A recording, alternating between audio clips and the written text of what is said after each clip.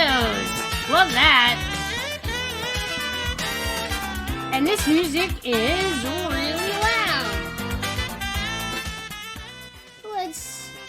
Let's turn that music down. Whoa, there we go. Now it's like less loud. Whew. Alright. Now that we're doing something more reasonable.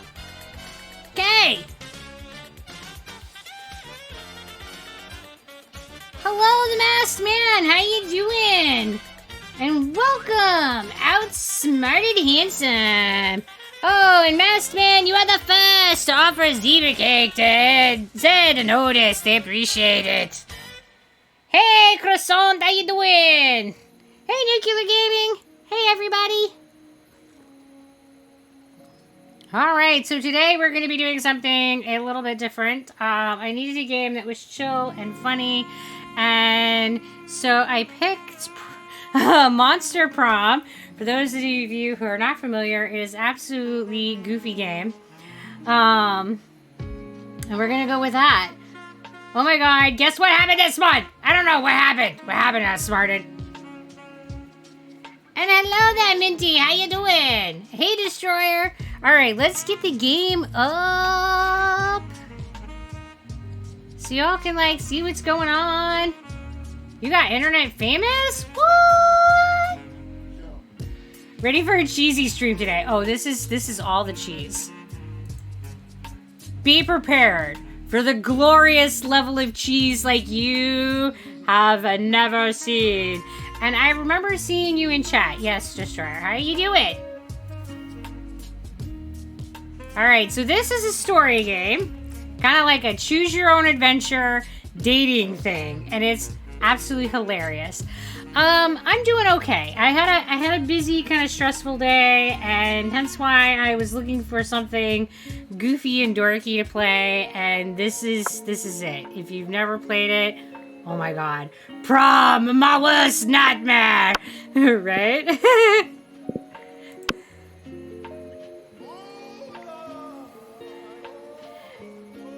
Alright, so we're gonna go for a full game.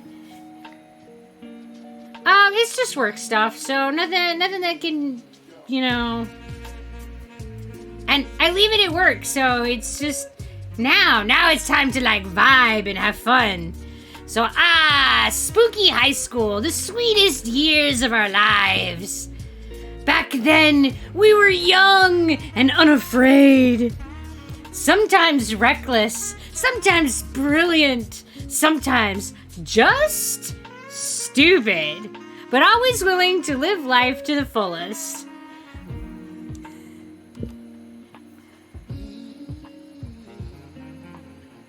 We were on a wild journey to discover who we really were. Now it's time for fluffy chaos, right? And the Doritos! Alright, so I always play orange. I don't know why, but I do. I always play orange. Well, okay, they call him yellow, but I think he looks orange. I can do this. And we had yet to experience its ultimate challenge, the Monster Prom. You think Fire is cool? Yeah, she does look really neat. Maybe we can do Fire next time. Next time, I'll probably let you guys vote. Yeah. I remember it clearly. 6 weeks were left, and as we fantasized about our dream prom dates, we were all scrambling to catch the attention of one of our 6 most charismatic classmates. Huzzah! Miranda Vanderbilt, 19, a sweet mermaid princess who is as cute as she was genocidal. Well, you have a good night, Destroyer. Thanks for stopping in. Mine, not yours, mine. Yeah, do a boot. Woo. And we got Damien LeVay, 21, a fearless demon with a taste for destruction and a love of fire. Scott Howell, 21, a werewolf athlete who compensated for his rather small brain with a stupidly huge heart. Hello, Bounty! We love new people! Welcome to the Dazzle! And no hablo español! ¿Tú habla inglés? Because that's all I got. That's it. And I'm not even sure that I said it proper. Because I failed Spanish a long time ago.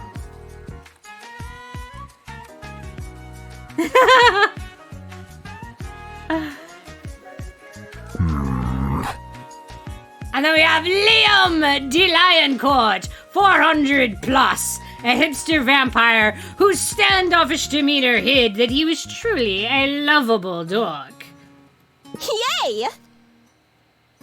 That's the only phrase you know. All right, so we're on like completely equal par then. And then we got Polygeist, who's 22 maybe? A party ghost with an insatiable hunger for all the wrong things. What? And Vera Oberlein, I think that's how you say that, 23, a mean self-made Gorgon with a merciless sense of business.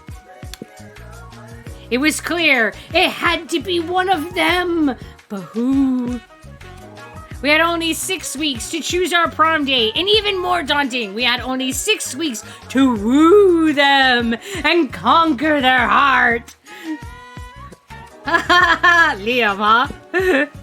But as I already said, we were young and unafraid, and we were ready to start. Are we gonna try to woo Liam? Welcome to Monster Prom's stupidest pop quiz ever! All minds are rotten, but they are rotten in so many different ways. Worry no more. We're now using our PhD in bullshit to diagnose which kind of deviant sicko you are. Monster Prom's stupidest pop quiz ever will throw a bunch of absurd questions at you and turn your answer into your character's stats. This way, each of you will start by having stats that better reflect your true selves. Let's start!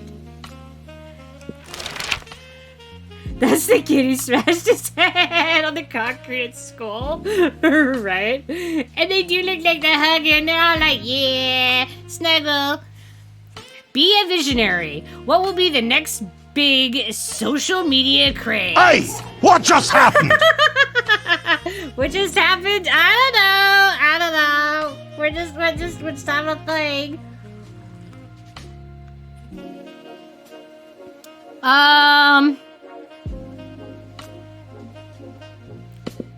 Greek agoras, like literal Greek agoras, reinstated in our cities, places where philosophy and arts are discussed by greater minds. That's social media I want to log into. Oh yeah.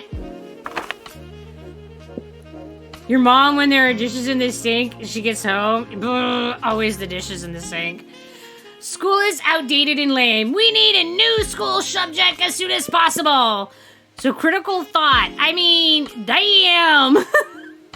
Right? Like, this country could really use a subject like that in schools. What's the sexiest type of knowledge a lover can have? Lyrics, how to set stuff. I set stuff on fire, you know it! Burn it! Burn it! Burn it all!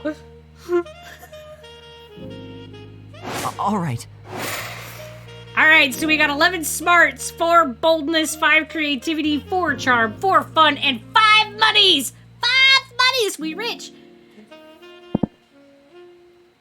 Well, I guess, Minty, we can wiggle. You gonna wiggle with me, guys? Well, Minty, are you wiggling? Let's take care of your meat boats.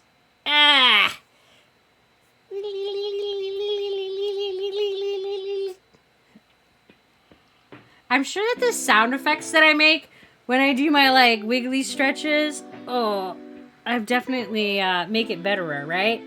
You're a banana! You're a banana!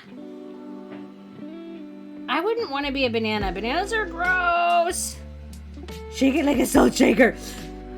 You don't shake salt shakers, man. You just tip that and let the salt pour on in a nice pile. You just go, poof.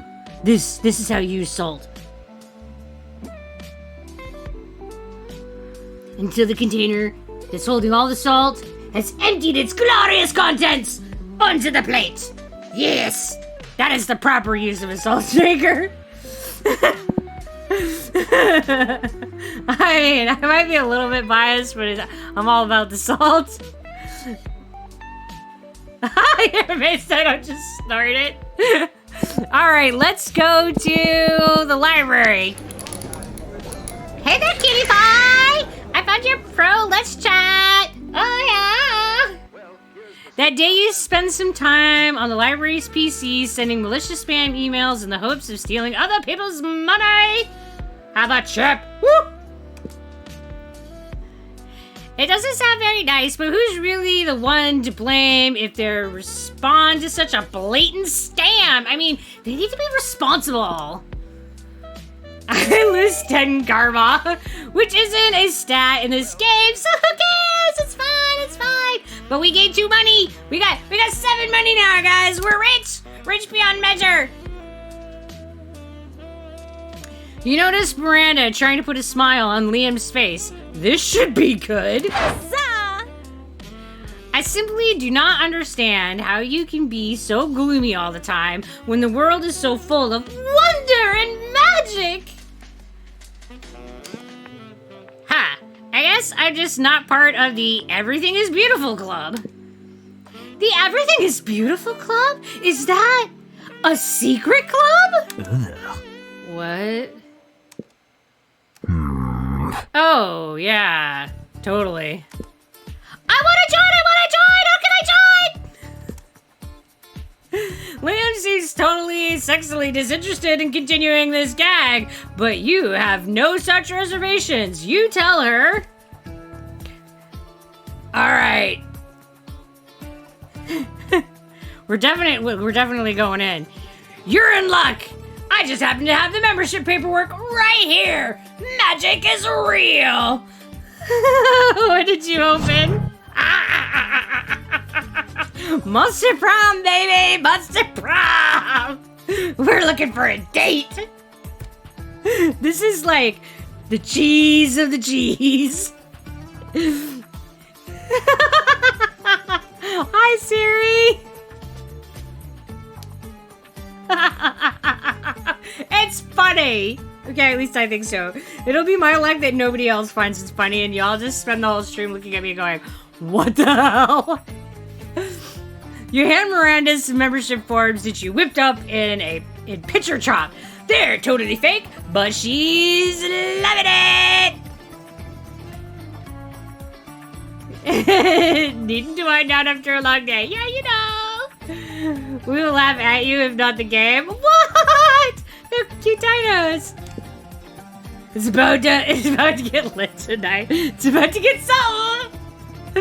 Miranda fills out all the forms and skips off to mail them to 1234 Fairy Dust Lane. That's where all the pretty shit goes, man. Fairy Dust Lane. Aren't you worried about what'll happen when she finds out you made this whole thing up? You are, kind of. And when you run into her later that week, she does look pretty bummed. They rejected me! The Everything is Beautiful Club rejected me! I got a letter and delivered by a glittery forest fairy saying I was too dumb and ugly to join their secret club. Disgraceful. Perhaps everything is not beautiful after all. Miranda flees in despair. You look up 1234 Fairy Dust Lane, and it turns out to be the national headquarters of the Jerk Brigade. Maybe you should join that secret club, you jerk. You lose 2 charm and a smarts. I have a whole 2 charm, guys. I'm like the least charming thing ever. I'm like slug charm level. All right. Alright. So, we're gonna try to woo Liam, so that means we're gonna have to sit at his table. Because that's the only one anybody voted for, so we're going after Liam. You've just sat down to eat with Damien and Liam. Well, to eat with Damien, Liam's just taking pictures of his food. When a leather-clad figure drops from the air vent onto your table, it's the Slayer! Prepare to die! Lunchtime's over, dirtbags! Time to die! This always happens when we sit together. Your death-based rhetoric is offensive. Don't spoil my food pick. Oh, I'll spoil more than your food pick, Count Stankula. I'm about to spoil your face. Just his, though, right? Both your faces. Fuck. The Slayer is right between the three of you. You can't save Liam and Damien, but if you act fast, you might just be able to save one. All right. Mobilize Liam with the Lord's Prayer while Liam escapes. Okay, we're trying to woo Liam's, right? So let's do this.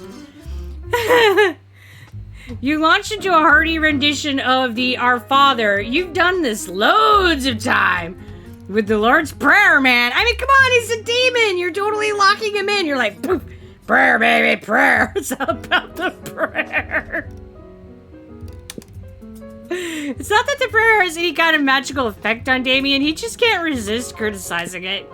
Okay, first of all, he's not our father. I've got two dads, and neither of them is a holy asshole in his stupid cloud palace.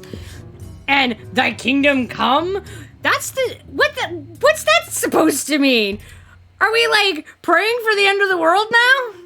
Oh, sure. Beg him for our daily bread. What are you, in prison or something? Your omnipotent dad can't spring for better food than bread? What if you got a gluten allergy? Do you still have to eat the daily bread? Ugh, this is ridiculous. So what happened is Little Nightmares 2? Oh, Damon absolutely has a point. Are you asking what happened to Little Nightmares 2? Well, we finished it. That was last week. I don't know, what are we playing tomorrow? Oh no, tomorrow is storytelling. That's what we're doing tomorrow. I have the memory and the focus of a squirrel, and it's really bad tonight. While Damien continues to rave, Liam snaps a few more artful pictures of his lunch and then carries it to another table. I love this game. I'm so happy you're playing it. I know, isn't this game hilarious? I've played through it multiple times, and I swear, I laugh every time. It cracks me up. I'm glad that it's not going to be just me enjoying this. I was worried people were going to be looking at me like, what are we doing tonight? Are you done? Almost. I have a whole bit about the multiple papal revisions that's really fucking vicious. Close enough. Eat holy water. Oh, you didn't check the schedule. You can't eat a liquid. It's... Ah! Damien has a hard time forming any more iconoclastic opinions with his flesh on fire. He flees the cafeteria and you retreat to sit at Liam's table. Oh, poor guy's on fire. My mom thinks it's funny you're playing this after I explained what it is. This game is a riot. Well, you have a good night there, Croissant. Thanks for stopping by. Now that he's done taking pictures of his food, he even lets you have some. This has been a real bonding experience. Yeah, poor Damien. I didn't know that he was gonna get lit on fire! All right. Alright, so we went to the library, so let's do... Oh, let's go to the bathroom so you guys can see the school black market. Show me that money. Hi, stranger. It's been a while. I've missed you. It's okay. You can look at my stuff. All right, so this is the school black market. We got 7 monies. And the ones that are, like, flagged events will actually change story. All right, so the gift that keeps on giving. I see, I'm wise enough to know when a gift needs giving. All right, so that's $0. We can get glasses for $5. Remember when these used to be cool? Now they aren't. But they're so ridiculous that they're still fun in their own twisted way. A blanket with 2 holes. Literally just a white blanket with 2 eye holes in it. You'd have to be an idiot to make this for a ghost costume, but most of our classmates are idiots. A fake badass tattoo. It has flames and a skull and even a knife. With this, you can murder your enemies, go to prison, make everyone your bitch, and then murder them too, and go to some kind of super prison. Street cred, 9,000! Alright, and then we got a corpse. Yeah, I'm selling a corpse. It's like some kind of fashion accessory. It's not as if I'm trying to dispose of it. A tattoo for said. And then we got hype station. High school social life is so hard nowadays that hiring a PR agent is totally a thing. Well, yeah. And then we got a sexy fake Latin accent. Why? The hottest thing is being yourself, honey, but a Latin accent is a close second, to be honest. A Russian novel with an insightful approach to universal matters such as love and death. Are you sure about this? You can always use online encyclopedia to get the general idea and still be able to act as if you've read it. A motivational poster. Crafting your art requires years of hard work, education from great mentors, and tons of raw talent. But damn! That sounds exhausting, so let's settle for a motivational poster for now, okay? Wow. Alright, so it sounds like people are voting that we get this tattoo. Alright. Thanks. And remember, the first rule of Shop Club, no refunds. Tattooery riot. Badass tattoo, just add water. 5 or older. Okay. We have a tattoo. I haven't bought that one, so I don't know what's gonna happen. All right. He sounds so sure of himself. He's all like, yeah, we got this. All right, so let's go outside. That day during recess, you start a half-hour rave that goes full crazy. You have no idea how it escalates so much, but at one point there are like 300 people. Someone summons demons from a nightmare dimension. The consequences might distort the fabric of reality itself, but who cares? It's a rad party. You gain 2 fun. That puts us at 6, guys. You see Liam talking to Miranda. Miranda looks confused, and Liam looks frustrated. Uh-oh. Yuck! But I simply do not understand this art you're describing. You say that the art piece is a bathroom. No, no, no. For the 100th time, the art piece is the experience of going into a bathroom thinking it's an art piece. The artist purposely gave the room number of the bathroom as the room number for the exhibit. Even though there was a whole room full of his paintings elsewhere in the building. It was revolutionary! It certainly seems very complicated. Personally, I prefer the exoplanet sculptures of the Atlantean 5th Dynasty. You know, the man in the moon, the face on Mars, all of Pluto, art on such a grand scale. So mainstream. Well, that's not art. That's populism at its worst. Well, I don't think that bathroom business sounds like art.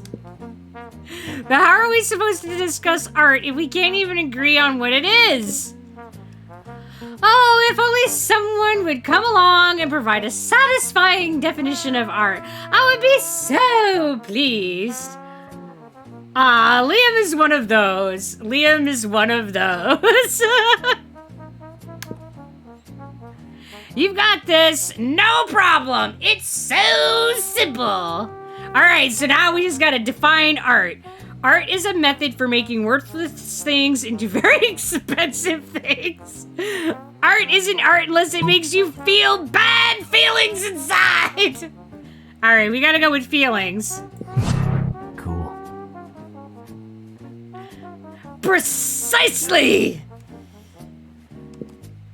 This is why, for example, Da Vinci's The Mona Lisa is not art, whereas getting a piano dropped on your hand is. That sounds like art I don't want to participate in. Just it's fine. But Liam, doesn't feeling bad make you feel good? My God, you're right. But if art is only art when it gives me bad feelings, and my bad feelings immediately become good feelings, then true art that gives me good feelings, which then become bad feelings. But that means I've been liking the wrong things this entire time. God. I'm out. Curse you! Curse you both! Leah disappears into a cloud of purple smoke. You lose 2 charm and a creativity. Guys, I have no charm. I am so charmless. Look at me, I'm at 0 charming. Oh, crap. How am I gonna woo anybody with no charm? Shit. I mean, I guess that's kind of realistic. I don't really have any charm, really. Hey, Z-Man, how you doing?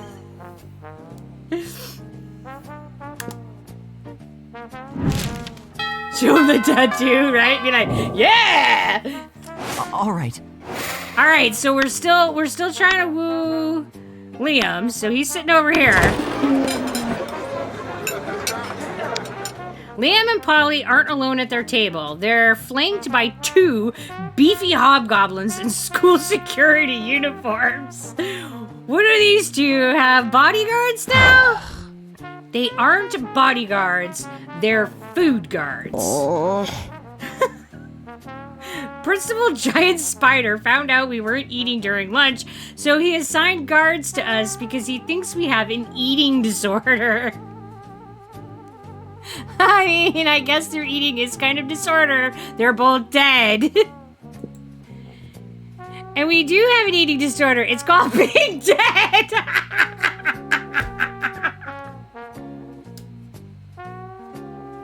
Yeah, Liam, you tell him. Except it's not an eating disorder, it's an identity and a lifestyle. Okay. A death style. Oh, right. Whatever. The point is that they won't let us leave until we have eaten our food. Which will be never. And I have a meeting of the Smug Superiority Club to conduct next period. I cannot be late! Is he? Yes, he is a vampire and she is a ghost. So they're both dead. He is a, 400-year-old vampire and she's, died at 22, so a 22-year-old ghost? I don't know. If you could just figure out a way around these food guards for us, I'd be super grateful. In a sexy way. Well, you can't say no to that. Time to enact your fiendishly clever plan. I don't know if I'm ever fiendishly clever, but here we go. So dump all of Polly's food onto Liam's plate, or dump all of Liam's food onto Polly's plate. Oh, well, we're definitely on Liam's side, so... With all the artistic subtlety of performance artist Marana Amberov, I pour Liam's food onto Polly's plate and throw her lap. It's fine. Nothing to see here. No, this is literally the exact opposite of what I wanted. Good Lord. What a tableau! A ghost bewildered by a amount of unwanted food. This is perhaps my most daring food pick yet. You guys are really throwing me under the bus here, which isn't cool because being thrown under a bus is totally how I died. I don't know what you're talking about, Parley. I have clearly consumed all of my food quite honestly and forthrightly. Luckily for you and Liam, the hobgoblins are totally morons with no secondary theory of mind. They instantly believe Liam's ruse. Leah whisks you away to the afternoon meeting of the Smug Superiority Club, where you spend hours practicing your sneers and gazing into each other's eyes while sneering at each other. That sounds very romantic. Romantic right. sneers. All right, let's go to the auditorium. That day, while rehearsing for the class play, it's as though the muses themselves had descended to give you a figurative blowjob. Your performance is intense and inspiring. It will be remembered for generations, which is pretty rad by high school play standards. Oh yeah, I got some creativity. I'm still not charming. Does that mean I'm Prince Creativity instead of Prince Charming? Later you see Liam scrolling through his phone, looking like the embodiment of I think I need to buy this game. This game is absolutely freaking hilarious. I hear Prince something. I'm definitely a Prince, darling. I'm Prince Yellow.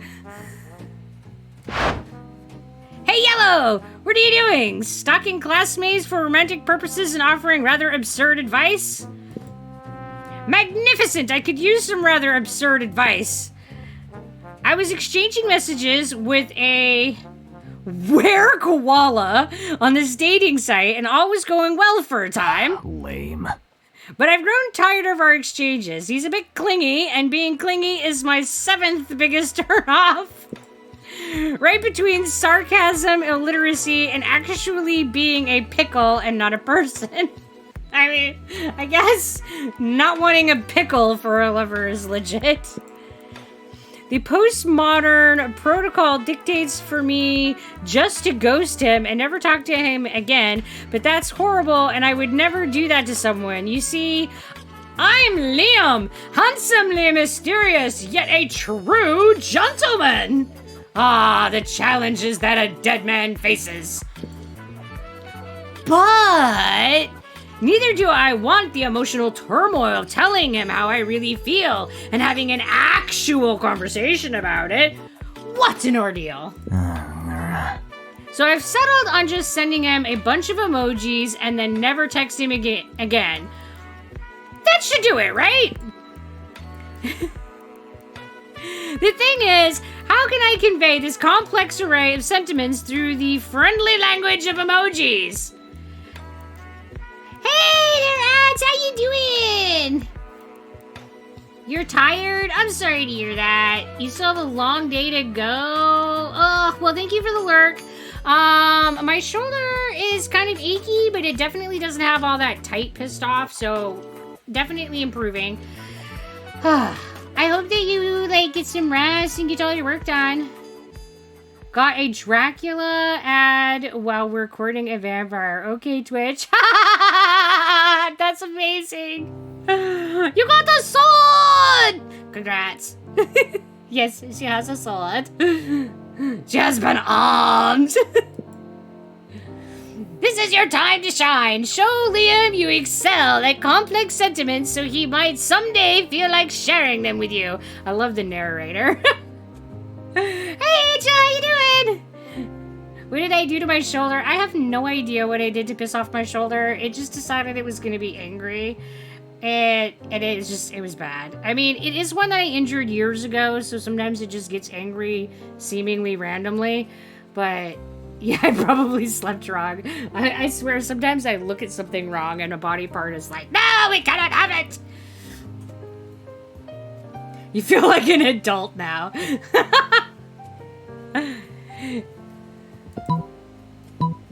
Alright, so maybe croissant, school bus, shooting star, trumpet, and crocodile. Oh dear. This one, little vampire, growing disinterested and overly attached. Where koala emoji. There can't possibly be an actual emoji for that. But these are just random. All right, we're going for it. Authentic. Oh, that one is cleverly the best option. How didn't I think of it? Of course, there's one that's just, like, precisely exact. I call bullshit, but that's fine. Which version should I choose? Little vampire growing disinterested and overly attached were-koala, or little vampire with a silly hat growing disinterested and overly attached were-koala? Maybe the silly hat is not suited for the situation. Let's go with the classic. Goodness. Boss man tried to give me a hard time for my arms still being messed up. I'm like, well, when it stops being buggy, I'll stop going to the nurse. Exactly. You just made the emote. Sheesh, no creative.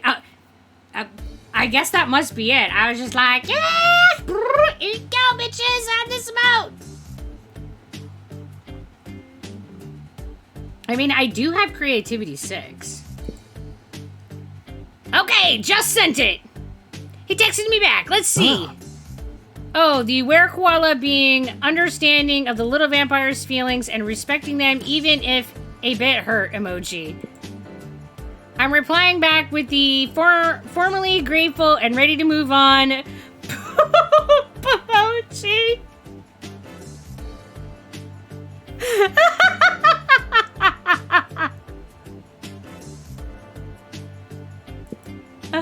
Look at this, he just texted me the emoji that's waving his hand like he's saying bye with an expression that says he's going to break all bonds but without being resentful about it.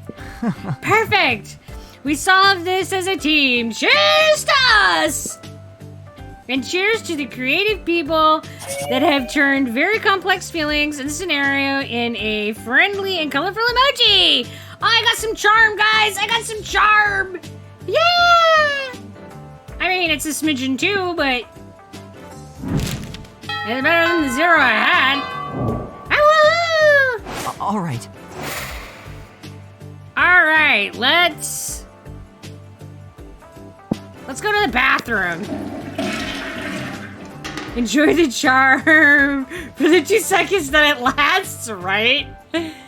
That day you skip class and just hang out in the bathrooms because you respect no authority. What are sitting on my shoulders? Do I? Guys, do I?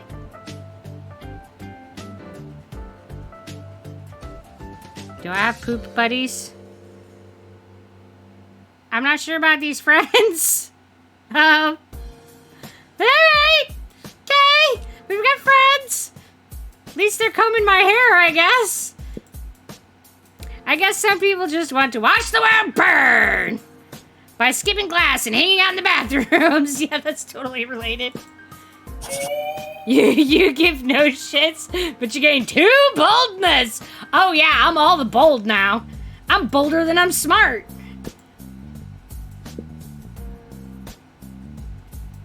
You just got this, it's so cute. Yeah, this game is so much fun. But Liam isn't paying attention to any of that. He corners you afterwards to lecture you on moment-gram filters. Oh dear.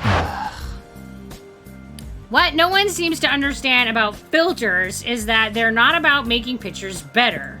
They're about making pictures browner and harder to see. What? I mean, are you literally just like looking for the shit filter? What? I can't.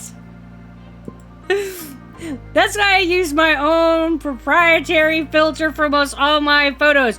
Infinite top. I mean, half of them do, I swear, right? It's brown. It's fabulous. Sepia everything. I mean, you're not wrong. It's also probably why I have only 6 moment-gram followers, but we must all make sacrifices for our art. Yes, the sacrifices. Hey, Z-Man, how you doing? In any case, I have to go. There's a dead rat in the parking lot. I simply must document. As soon as Liam's gone, Miranda peeks out of an air conditioning duct. Goodness, the situation is even more dire than I thought. If Operation Make Liam Popular Again is to succeed, we must get started immediately. What's that? Why, yes, of course you are part of my operation. I unwillingly force people into my service all of the time. God. Oh, you want to know why it's called Operation Make Liam Popular Again? Well, he's been alive for like centuries, right? I'm sure he must have been popular at some point. Hello there, TV Venom Hot Blood. Hi, I greet you in Murloc. Blah, blah, blah. I'll check the history books later. There's no time now. Phase 1 is getting Liam more Momentgram followers. Oh dear. I took the liberty of having my royal spies discover the password to his account so we can give it a total makeover. But what to do? Use his account to post a bunch of porn and bomb recipes? Oh my gosh. Pay 1 million homeless people to follow Liam on Momentgram?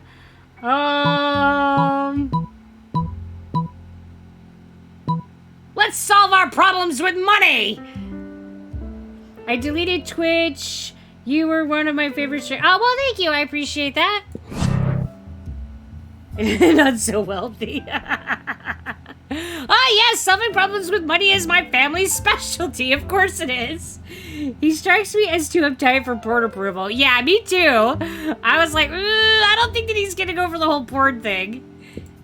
Unfortunately, Father canceled my royal credit cards after I had all of those land ponies shipped to our underwater castle and they drowned. Oh, God. I just visualized that. Oh, those poor horses. But I'm sure you have enough money to accomplish this feat. You totally don't. You decide to cut costs by hiring goats instead of people. But goats don't have thumbs or smartphones. So instead of having them follow Liam on Momentgram, you just have them follow him in real life. Ah! Where did all these goats come from? Get them away from me! Yes, this is totally working out. They ate my cashmere phone cozy! This is madness! So this game is Monster Prom. Exit Liam, pursued by goats! This was a terrible idea, and also goats are still pretty expensive. You lose 2 creativity and 1 money. Oh my goodness! Truly tragic! It is tragic!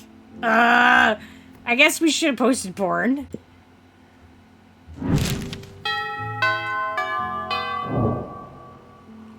All right. Alright, so we're still trying to woo Liam, so here we are. You take your seat between the strongest and smartest men that you know. Liam appears to be taking a very intense picture of some bizarre-looking food.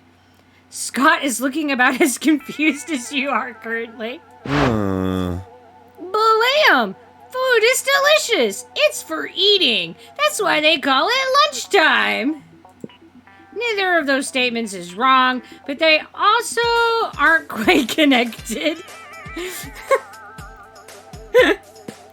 Scott, if I had the capacity to eat, I assure you, I would still ignore the actual content of the food in favor of finding the perfect combination of a flawless Momentgram post. Oh, I see. You're going to post a picture to advertise the food to people who can actually eat it. You're so smart. I'll be happy to eat your food for you. I'm afraid your palate is way too unsophisticated to appreciate these rare Japanese delicacies.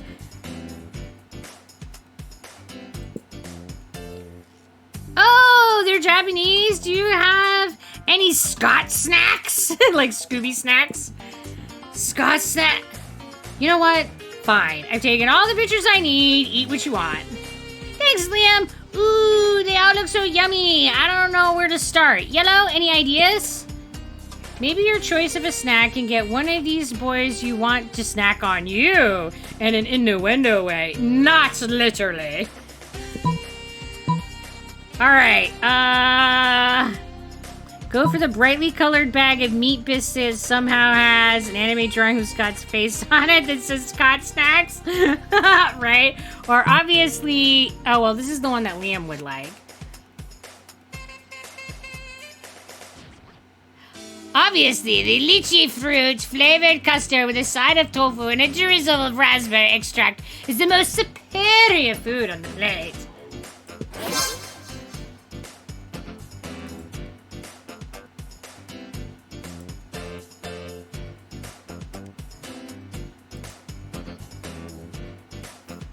Oh, Yellow! I always knew you were a monster of impeccable tastes.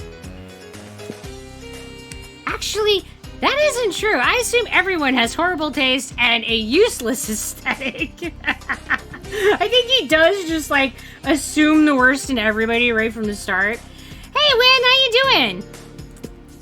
But in this case, it's pretty clear that this assumption does not apply to your beautiful self. Did I say beautiful? I meant your aesthetic is beautiful. Because we have the same aesthetic. The lychee custard picture has already gotten more likes than any other food on this table. And it's absolutely delicious! Rah! How could the way it tastes possibly have any relevance to a conversation about food? Liam, you're so smart that I don't even understand how that makes any kind of sense. Me too, Scott, right? Thank you for being someone with whom I can actually discuss the important nuance of Japanese food pictures. It appears to be you and me against a very ignorant world. Yeah, stupid everyone else for actually eating their food and not taking pictures. Thank goodness you and Liam have each other.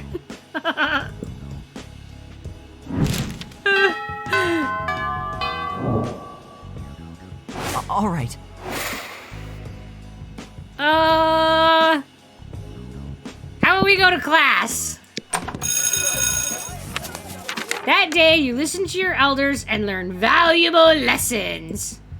Sometimes, after all the monster nonsense and the dating gimmicks, you forget that attending class is supposed to be the primary activity at this high school. Okay, wait. Maybe it's not supposed to be a poop, or maybe there's poop in class because that's still the little guy on his shoulder. Guys, it looks like a little shit monster. I don't know. I got 2 smarts! And a shit monster. I don't know. In art class, you're having a hard time looking at the unspeakable eldritch relic you're supposed to be painting. When Liam and Miranda thankfully provide you with a distraction. What are you talking about, Miranda? That relic clearly represents the futility of man's quest for meaning in a world of consumer goods. How does he look like poop? He looks... What do you mean, how does he look like poop? He's brown and he's like log-shaped. He looks more like a little Soot Sprite or something. No. Soot Sprites are round and fluffy. He's log-like. He's definitely log-like. And I first saw him in the bathroom. Oh, on my screen he looks brown.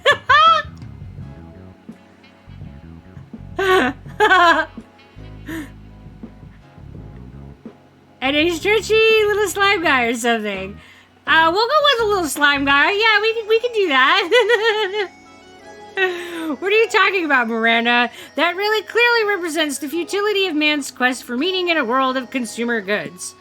But how do you know that, Liam? To me, it just looks like a gruesome and horrific offering to a pitiless god, like Uncle Anthem used to make. Why, it's easy, Miranda. When I want to discern the true meaning of a piece of art, I simply, make it up, look at the bottom, and read the clearly printed label that explains the true meaning of the art. Maybe Yellow is a sentient black pudding who has to babysit so his little bro comes to class too. Oh, maybe that's better than having a little poop buddy. That's definitely nicer than a poop buddy. Okay, we're gonna look at the bottom. Ridiculous. There's nothing written on the bottom of... There's something written on the bottom of the statue. It says, this statue clearly represents the futility of man's quest for meaning within capitalism.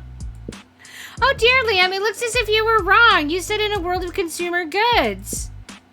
That is merely my superior vocabulary at work, Miranda. The artist was an eldritch sculptor, after all, not an art critic. Yeah, check the bottom! That's where all the secrets are! On the butt!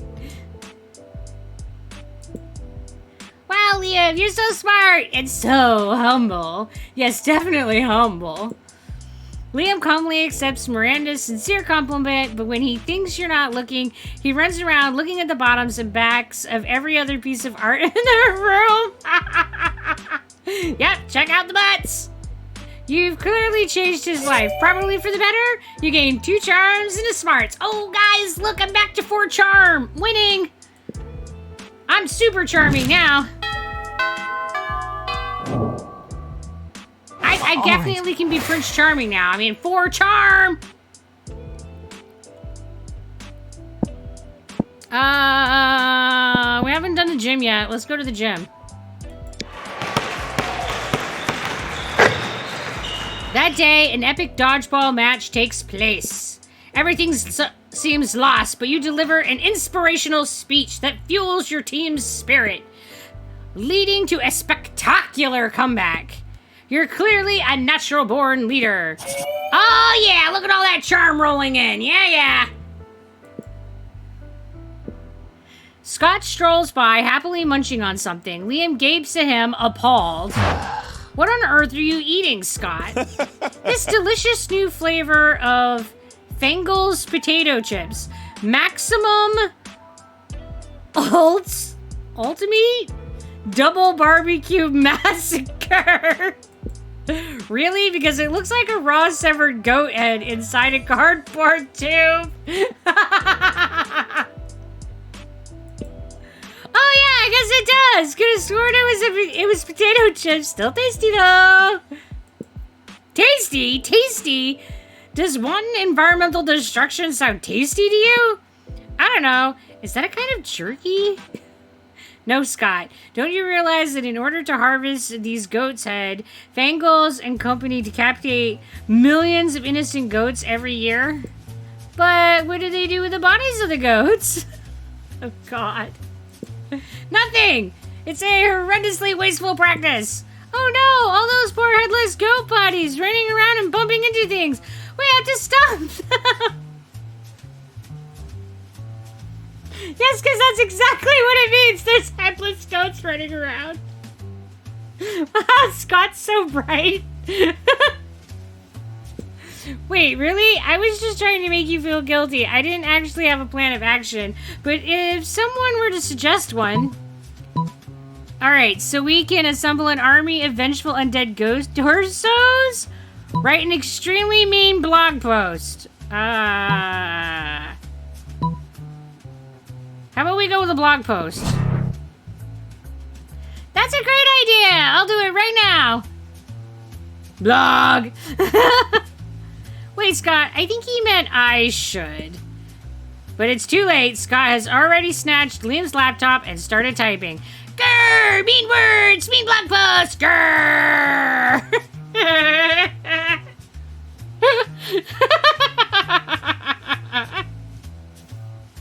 Me too, Scott. He's not even writing words. He's just punching and slamming the keyboard. I totally feel that some days. That's how you know the words are made, because they're made with punching. Before Liam can get his computer back, Sky has already posted his masterpiece, which begins with the immortal line, rip the laptop, right? Bangles is strangely unmoved by this heartfelt essay, and Liam's computer is a smoldering ruin. You lose 2 smarts and a money in order to repair Liam's computers. Guys, I'm poor! I have no monies now. I have a cool tattoo, but I have no monies.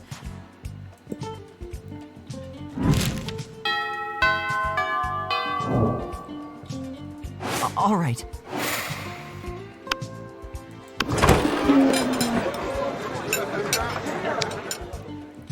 When you arrive at their table, you find that Polly and Liam aren't eating. They're just taking pictures of their food. Hey, Boo.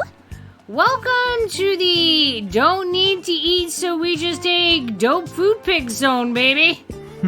We believe that food, like heavy construction machinery, should be seen and not tasted. I mean, I guess you shouldn't be licking the construction. You're just gonna go up to a bulldozer and be like, bleh. Like, what the hell? Yeah, I mean, have you ever tasted heavy construction machinery? No, I haven't, and it doesn't sound tasty at all. Have you? I don't know, maybe my weeks are usually kind of a blur, like last Saturday. There will be plenty of time to chronicle your sexploits later, Polly. Right now, we need to focus on these food pics. While Liam and Polly were busy bantering, you were busily arranging a dope food pic of your own. And now, to complete your masterpiece! A food pic, but instead of food, it's just a bottle of whiskey with ketchup on it. A food pic of Liam taking a food pic. So meta. Oh, well, we gotta go with meta. You level your phone at Liam just as he's about to snap a food pic, but his vampire reflexes are too quick for you. Ha! Trying to out-meta the MetaMaster, are you? Well, let's see about that. Liam levels his phone at Polly just as she's about to take a food pic. Now you're taking a food pic of a food pic of a food pic. The metaverse. Whoa. Are we pointing our phones at each other now? I want to play too. Suddenly, Polly's got her phone pointed at you. It's a food pic of a food pic of a food pic of a food pic of a...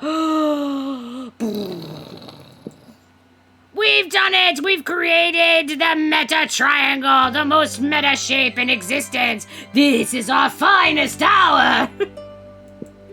The world around you dissolves into green columns of numbers and letters. You've done it! You can see the code. You are the one.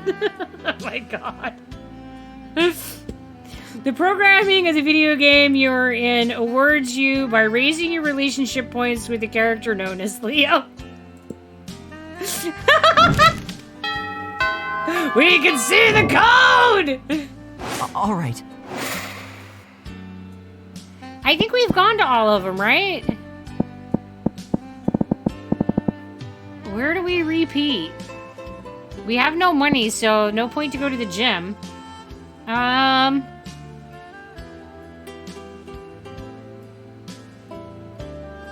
We got money the last time we went to the library. Let's hope for some money. That day, you spent time on the library's PCs manning your start kicker. You decide lots of people with a sensationalist video and impossible promises. Nice! I gain 100,000 money! But almost everything goes to cover costs and I keep 2 money! Yeah! I'm rich! I got 2 money! You're casually reading the latest issue of Monster Magazine when you are rudely interrupted. See? Even Yellow, a sensible monster with a good head on his shoulders and at least some smarts, is reading Monster Magazine. Yeah! And that's bad because we're warriors! So we need to fight! Scott takes the magazine from you and punches it. Hooray! Let's go solve another of the world's major problems. No, Scott, we're social justice warriors. You see, Yellow. Ever since our major success with the Fangles goat head debacle, we've taken it upon ourselves to stand up against injustice! Oh dear. By punching magazines!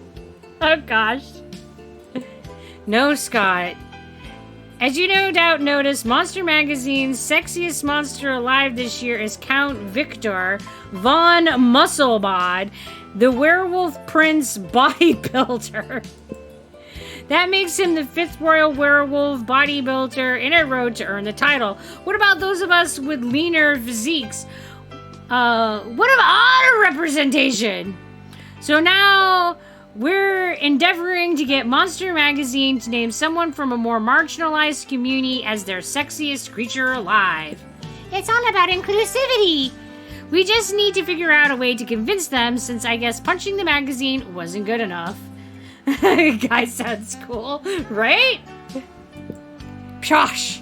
That's easy. All you need to do is solve everyone's body image issues forever is... Make your own version of the magazine featuring three-winged Koopa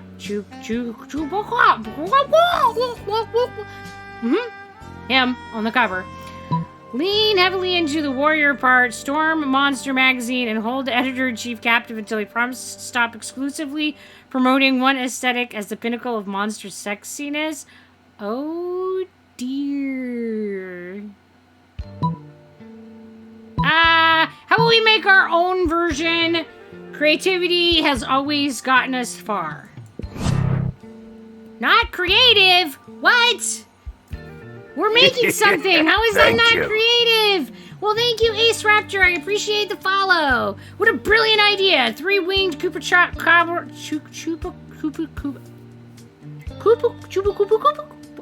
I can't say this word. Chupacabras are definitely an underserved population. Yes, let's make a magazine. You let your creative juices flow and craft your own version of Monster Magazine. Unfortunately, your creative juices just aren't juicy. Oh, and so your version of Monster Magazine is basically a bunch of doodles and pictures from other magazines glued into some papers and poorly stapled. Yeah, baby! Something isn't working. Maybe it's the fact that your creation is deeply abhorrent. Nah, it's just that it's missing the cherry on top. A very amateurish fanfic where you meet your favorite band and they hire you as their assistant and all of you snuggle a lot. And there's some centaurification too. Oh dear, people are turned into centaurs. Now it's perfect! Bro, I'm not sure about this. This thing looks not great.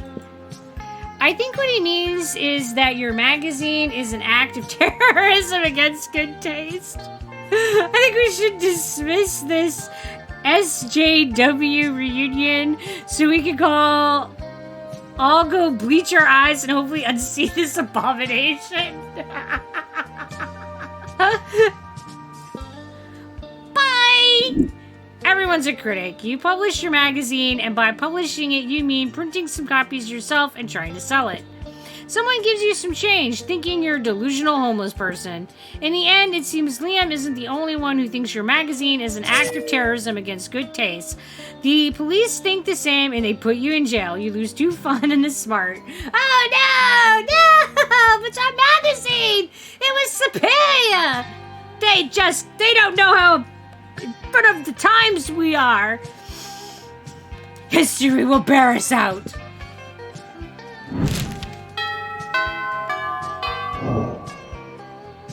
All right. I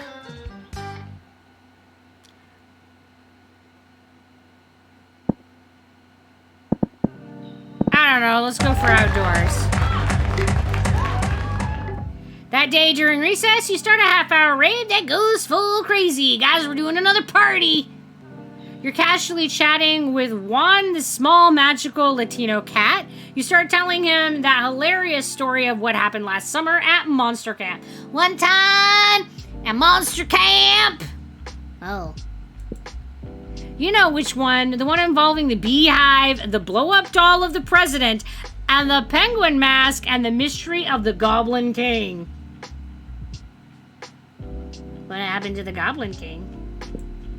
Slowly, lots of people start joining you to hear the story. By the time you say where the Goblin King was, 100 people or so burst into hysterical laughter. You turn on a mobile app that captures all the laughter and turns it into 2 fun. Guys, we're all the fun. Later, you see Liam beaming to himself. Liam? beaming? That's sketchy.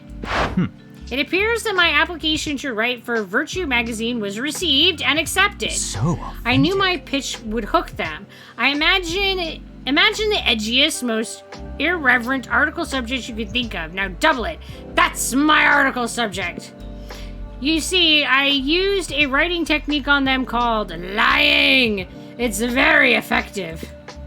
Up until they call your bluff. Now I've got to actually write an article, and I've got no idea what to write. What's the best snack? Popcorn. Popcorn is the best snack. What do you guys think? What's the best snack? I mean, popcorn's the only right answer, but...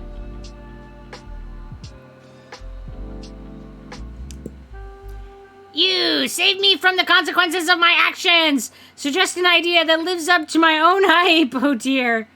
Popcorn is a lie? No, it's not. I mean, grapes are good, but what? No, popcorn is amazing. Cookies are pretty good. Crunchy grapes. I mean, these are good things, but popcorn, man, it's all about the popcorn. Especially if you take the salt and go.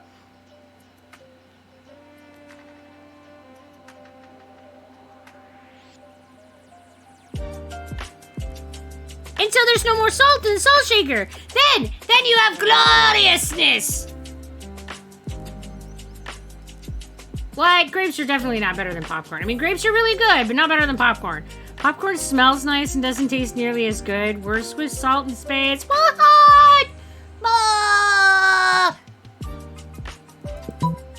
Okay, so a passionate argument for the legalization of recreational chimera toxins. A chilling expose of the pasta industry's griffin trafficking?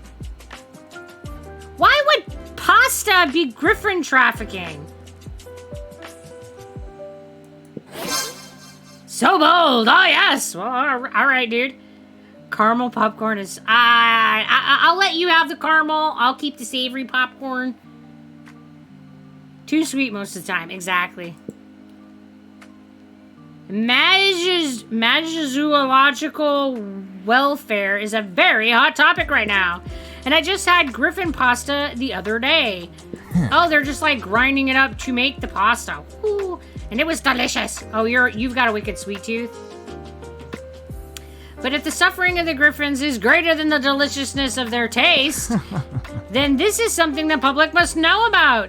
Specifically from me. Soon thereafter, you see a piece in Virtue by new correspondent Liam Delacourt. Griffin pasta. Delicious but deadly for the griffin, not for you. I mean, because if it's made out of griffins, I think one could assume it was deadly for them. European version. Don't know the American version, though. I mean, it's just like sugar in a bowl with some popcorn on top. Wait, does this mean you have to stop eating griffin pasta? Whatever, you gain 2 smarts and a boldness! Oh, look! Look how smartly bold I am! I've got, like, nothing else going for me, guys. I just ate, I'm hungry again. We always end up talking about food.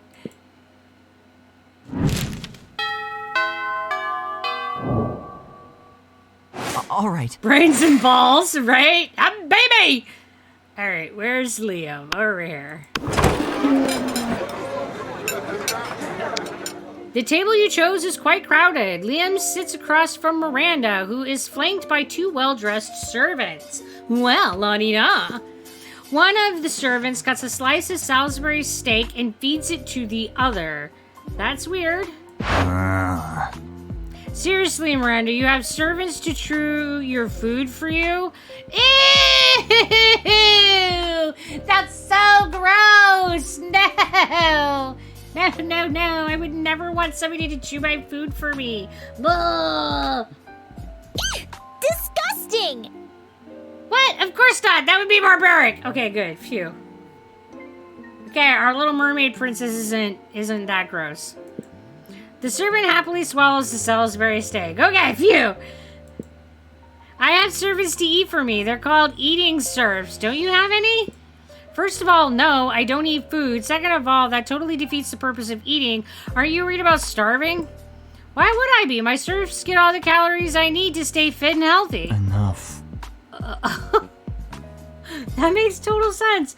I have no objective reason to care about this, but suddenly it's all I care about. Someone convince Miranda to stop this madness. Maybe you should start this madness. Imagine all the foods you could take pictures of without having to eat any of it. Look at the contented smile on the servant's face. You think he's eating for you, but secretly he's eating for himself. Alright, let's see if we can get Liam to get, like, an eating servant, because that's funny. You might have a point there. For too long, I have needlessly ordered off the cafeteria menu, leaving my food untouched, even as I take the most autistic grams. I justified the wastefulness by the intense artistic merits of my photographs, but I need compromise no longer. Finally, I can have my cake and pay someone else to eat it, too. Still, Miranda, this makes way less sense for someone who actually needs to eat to survive. Oh, you're just jealous of how cute my serfs are. Eat up, little guys. I'm not full yet. Oh, that makes so much no sense. You'll do it? You're like, yes, hire me. I shall eat for you. Oh, my dark prince. Seriously, how does Miranda keep from starving to death? Do they put an IV in her while she sleeps? Whatever, she's happy.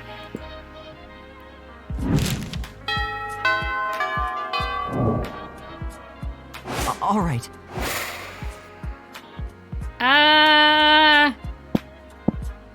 Let's go back to the John.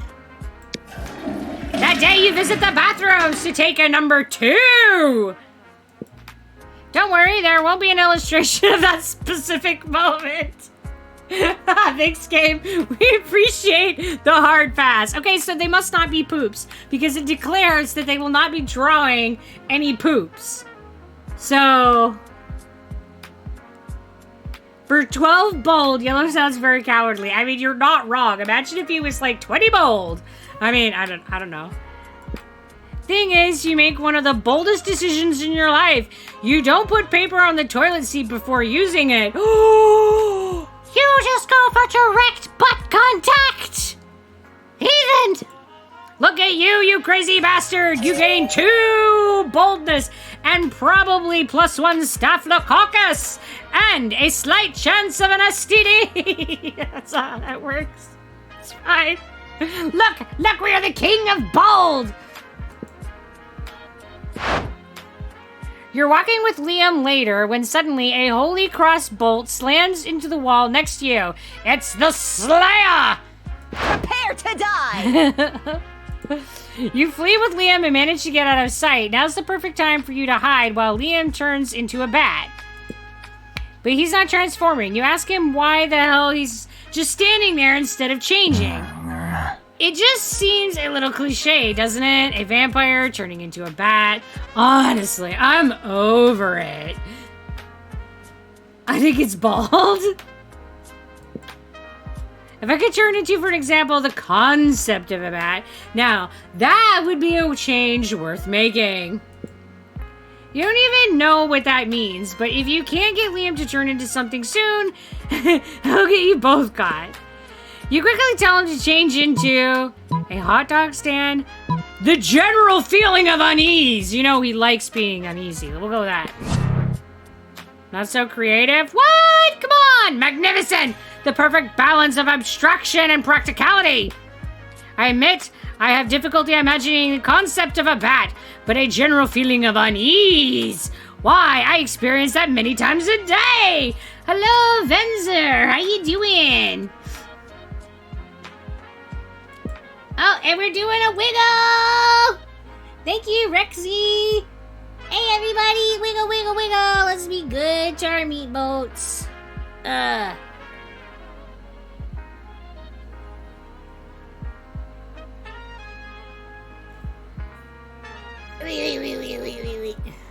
you guys all wiggling? You know it's important, right? You're doing okay? Glad to hear that. I had a really busy, demanding day, but other than that, I'm doing pretty good. And now we're playing this goofy fun game that's like all about just chill vibes. So yeah, shake it like a salt shaker. Yes, the salt, all the salt. I thought we covered this. No shaking required. Just let it pour.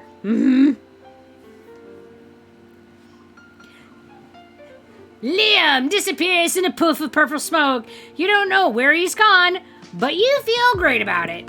Today is the best day ever. You love school. You can't wait to do your homework later. The Slayer bursts into the room, locks eyes with you, and gives you the sickest high five ever.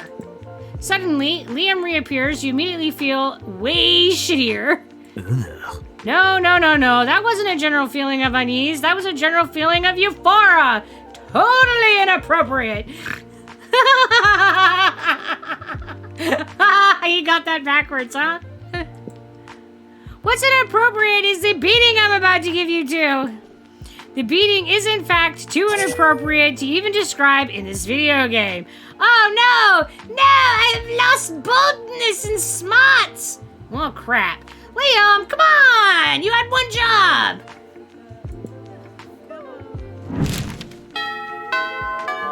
I don't feel like this is going very well. All right.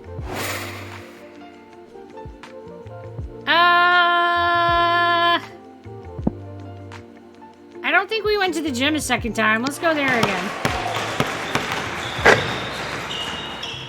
All right, we got another epic dodgeball match.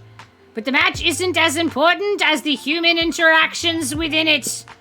You're at your peak when you decide to go for the overkill and wink at one of your teammates. Huh? He's totally mesmerized. It's the most epic wink ever. Damn, you know how to win over people's hearts. Oh yeah, guys, I am 8 charm now. I am getting to Prince Charm. It's happening.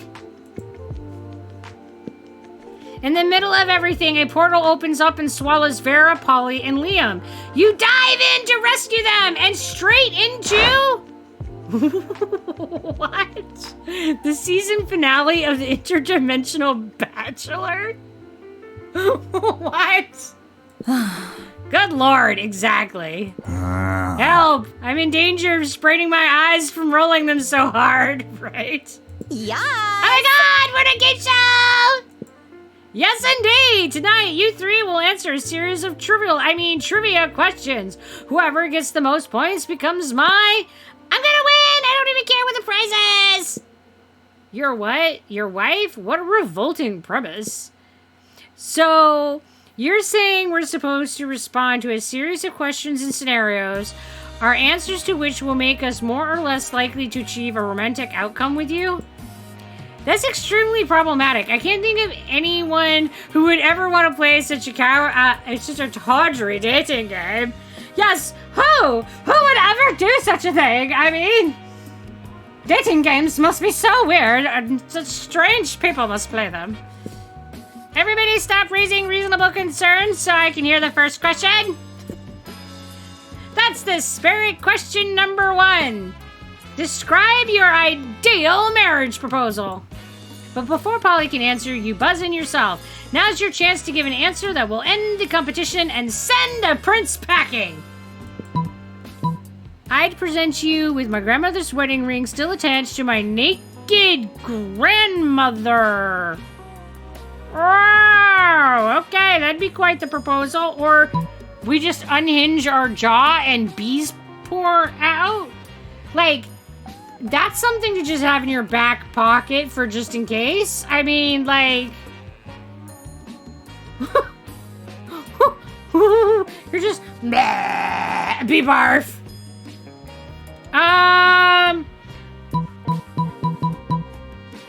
Oh, let's go with the dead chick. Not so creative. You'd give me your own grandmother as an engagement gift? How heartless. Do you really take your family that much for granted? What, do you have piles of grandmothers cluttering up your house? And why is she naked? Did she consent to this, or are you stripping her grandmother naked and then trading her and her jewelry for a sham marriage? I resent the implication that a marriage to me would be a sham, but otherwise I agree. Next contestant. Ideal proposal. Go. Ooh, suicide pack. Suicide pack. I do the thing where I drop the ring in the champagne glass, except instead of a ring, it's poisoned. Oh. That's so romantic. All right. Let's take a commercial break and be back after these messages. The prince, apparently not into suicide pacts, kicks you all out of his dimension and vanishes. Technically, you accomplished your goal, but now your friends think you're a grandma abuser. Oh no, not my son! No, and my fun? Look, I have no fun. I'm just bold and funless. And poor.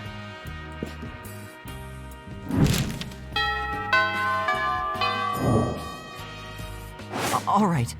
I don't even know what stat I need to have high if we're gonna get Liam. You approach Liam and Vera's table to find them thoughtfully tasting several glasses of wine. This school has literally no rules, apparently. Wine. That most exclusive of beverages. Even a vampire such as myself cannot resist its class and allure. Do you know a lot about wine, then? I'm having dinner with the King of France next week, and I could use some pointers. France doesn't have a king anymore. That's what the media wants you to think, so do you know about wine or not?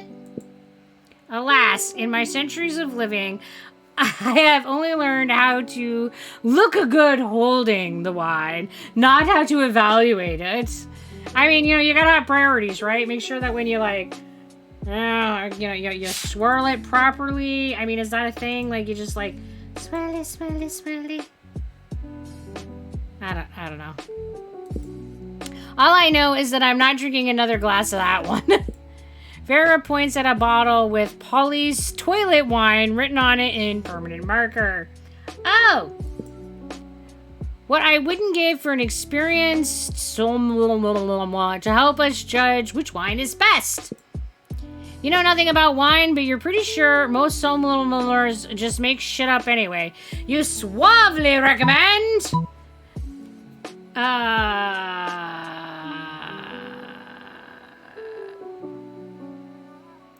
How about we try the sangria? It pairs well with seafood and blood.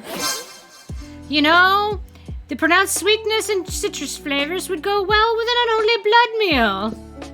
I've always tried to pair Point Noir, I don't fucking know how to say any of this, with blood, because noir means dark, like my soul. Now I always avoided sangria because the little bits of fruit in it, it made it seem inauthentic. But I suppose the clue is in the title, isn't it? This surely is a new dawn of sanguine cuisine. Well, not dawn per se, but let's say a new dusk. Yes, a new dusk for sanguine cuisine. Oh dear. As someone who does not literally drink blood, I'm afraid I can't share your enthusiasm. But I do like to imagine vampires getting chunks of fruit stuck between their fangs. Liam ignores her. He's too busy gazing at you over the rim of his glass. He's a little drunk, but you don't judge. Apparently vampires can get drunk, guys. All right. All right. I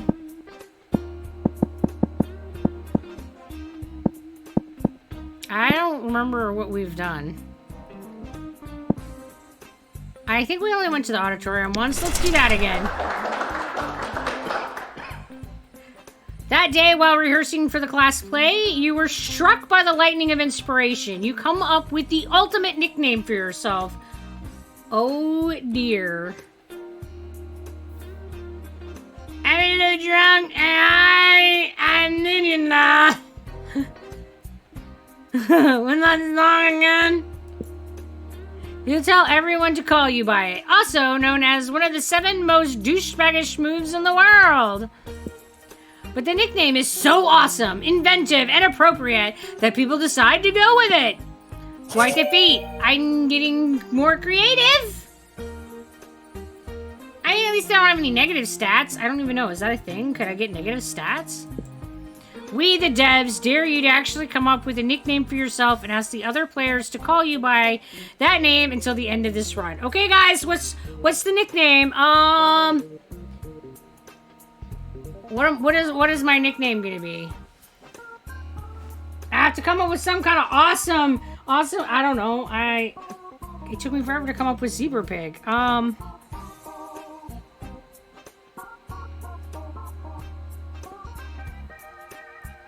So I'm yellow, so... Sanguine Slime? Alright, we're going with it. I'm the Sanguine Slime, guys. Zebra Pig is normal. I am the epic Sanguine Slime, and I shall quiver with my sanguine sliminess for the remainder of this run. It is the only acceptable name until the next game. Lately, you've been being cute with Liam, but in an ironic sense. Yes, ironically cute. And he seems to tolerate you, which is like third base for Liam, right? So tonight, you're having a picnic at the graveyard. It's like a date, except it totally isn't a date because dates are super cliche.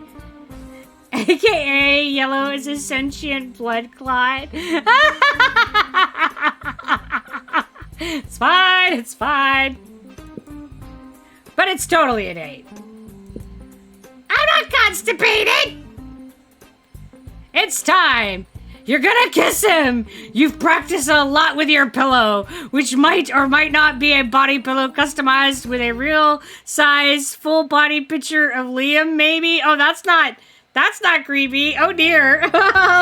I have turned into a creep. Ah! Here you go! You know what, Yellow? I've been thinking about the concept of kissing. And not because being with you makes me think about kissing. But don't you think kissing is such an outdated and vulgar concept? Well, shit. Here we go. Well, here we are.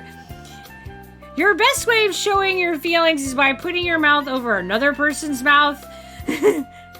But you wanted to put your mouth over his mouth, god damn it! He's ruining it! You're supposed to be into it! He's definitely not. He's not into it, guys. No! Come on, Yellow, prom is just around the corner. Quickly, think of a never-before-seen way of showing your feelings to Liam. Romantic music starts playing, right? Don't show your feelings, sing them? Oh dear. Being figurative is for cowards. Real winners are always literal. Show Liam your feelings! Grab his butt. Be bold or go home! I mean, at this point, boldness is all I got. Let's do it! Let's do it! Aw, thank you, Jigglyworth. I really appreciate the support. Thank you so much. All right, guys, we're going bold. We're gonna show it all to Liam. So bold. You're ready to show Liam your feelings. Too bad you sometimes mess up your words. Oh, shit. Shit, I feel that in my soul. You show him your fillings instead. Your marvelous collection of pie fillings. What? No. What's this? Yeah, I know. What is that? I love it. Oh, you do? I'm so exhausted of people trying to show me their feelings all the time. It's as if I was a character in a dating sim or something. No! But this, no one has ever showed me their feelings. That's funny to take food pics of. I mean, he does.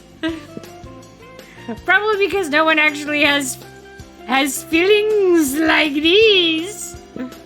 They're too busy dealing with their stupid bland feelings, which lack the ability of these fillings to make a pie delicious. Somehow, this excites me quite a bit. What do you say to going back to my place to check out your fillings? Oh, Hello, Ducky Boy. How you doing? Goodness. I technically don't eat, but I'm sure we can find a use for them anyway. Yes, peach pie. Ha! Who needs feelings when you have fillings? Also, now I have 2 charm. Yes, guys, look, I got 9 charm. I am definitely being Prince Charming. We're gonna make a pie! I mean, of course we're asking Liam. I mean, we've been working really hard here. Welcome to Liam the Leoncourt. All right, yes, we gotta ask him. Say yes, say yes. You finally pluck up your courage and ask your beloved to go to the monster prom with you. You and me? Psh. I'm not attracted to you in that way. Actually, I think the only way I'm attracted to you is through the tiny gravitational force that your body has as a solid mass. Ah! But Liam, we worked so hard! That's something, right? Prom? We were rejected! You were so ashamed by your failure that after prom, you photo edited Garfield into all of your prom pics as if he was your prom date. Yeah, Garfield the orange cartoon cat, not your brightest idea. Anyway, even with your photo editing skills, you still couldn't photo edit the sadness of your face away. Block him. I'll order pizza. I'm gonna need pizza. I mean, he is kind of that sort of dude. I mean, he really kind of is. He's so mean. Sad. So we got 17 new events, 17 new outcomes, and 17 of 422 events. Woohoo! Best at high-fiving! Oh yeah! I'm over 400, and I'm still amazed at how stupid people are here.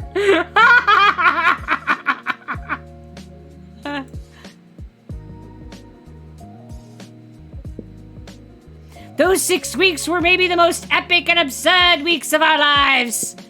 After the monster prom, we kept on living our lives, falling in love, battling for friendships, and learning about who we were and who we could be. And you know what? Like it always does, life happened, and it was wonderful. Liam honed his most admirable skill and got a job with it. He now designs Moment Grim filters. Vera built the Oberlin Empire into endless greatness. They own a shameless number of companies. It's known that they're also into lots of sketchy businesses.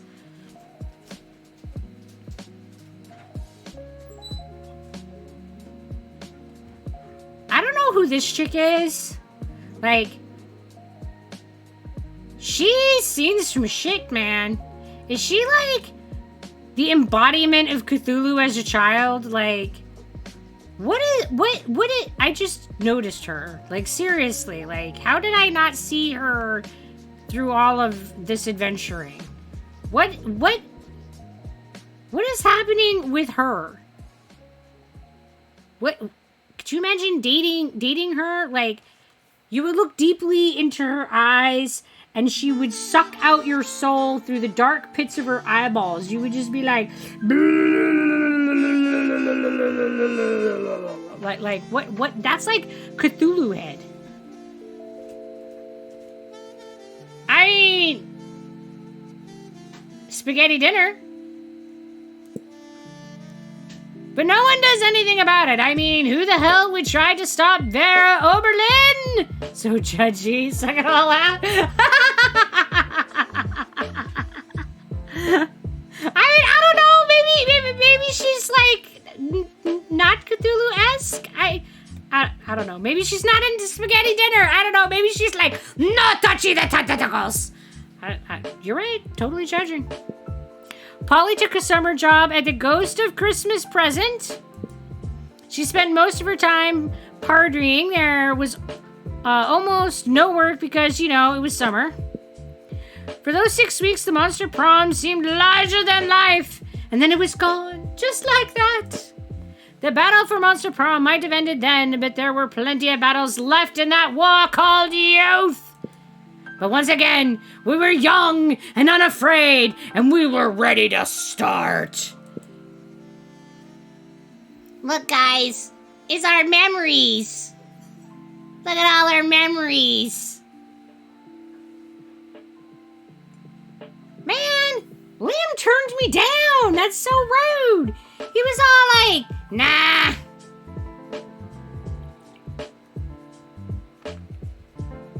Okay, so I have yet to actually get anybody to accept my invite to prom.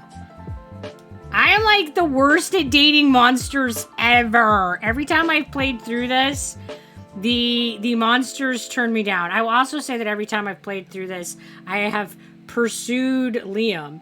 He's given me the hard cold shoulder. Maybe he just can't like yellow. I don't know.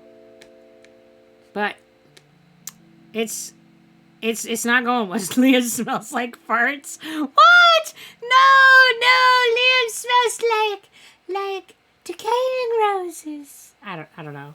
What do vampires smell like? Hopefully not actual corpses. That would be less than desirable.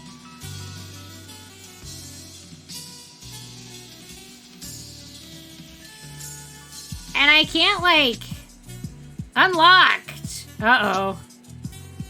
You just unlocked an erotic fanfic about dragons. This is about to get weird.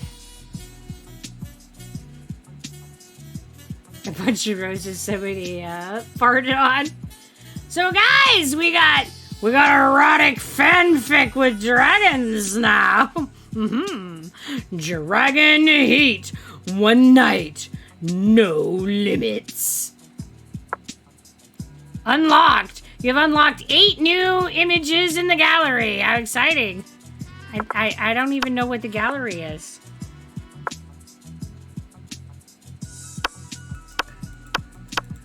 Oh, look, I have a whole one picture there, guys.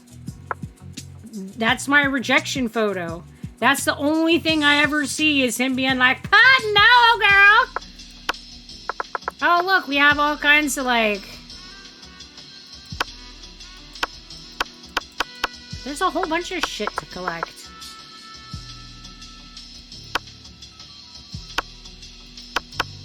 Oh.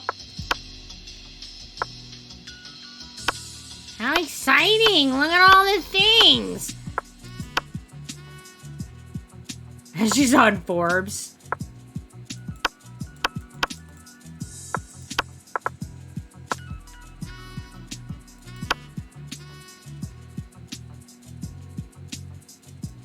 We're not there with a date, guys! We are undateable!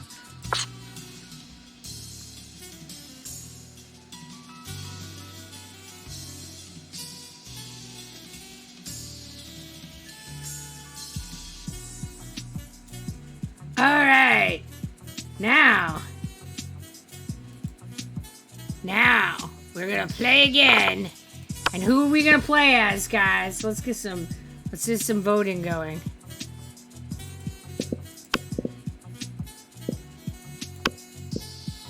Maybe if I can find my buttons.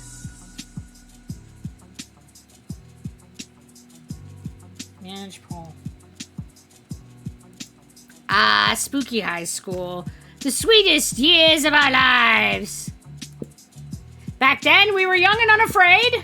Sometimes reckless, sometimes brilliant, sometimes just stupid, but always willing to live life to the fullest.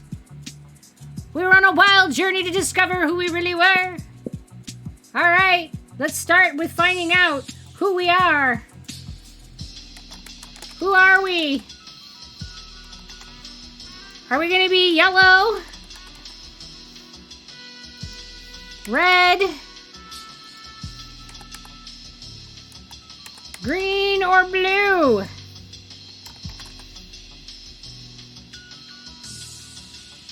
Let's decide.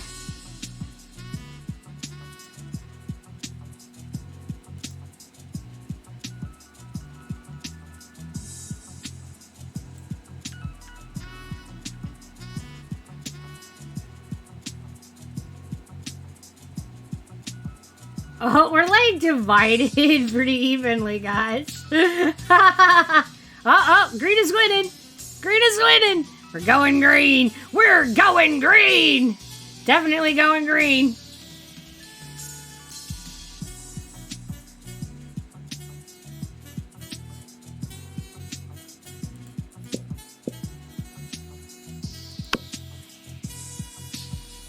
Yellow.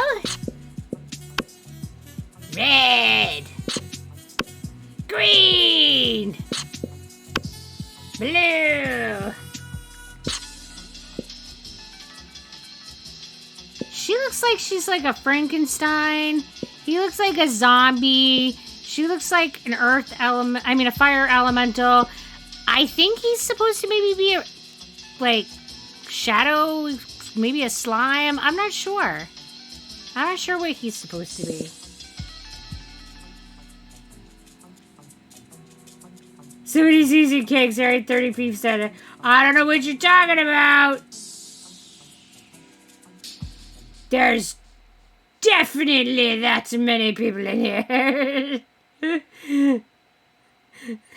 Somebody really wants to see green. Maybe I should shorten it up. I don't know.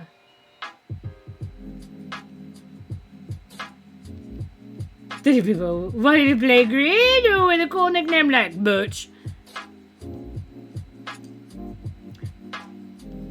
Maybe Liam would like a fellow undead? I have no idea. I don't know what the magic is. Like I said, I've never had any luck. Give him a hunk zombie. Hunk a zombie. You know you want a hunk of zombie.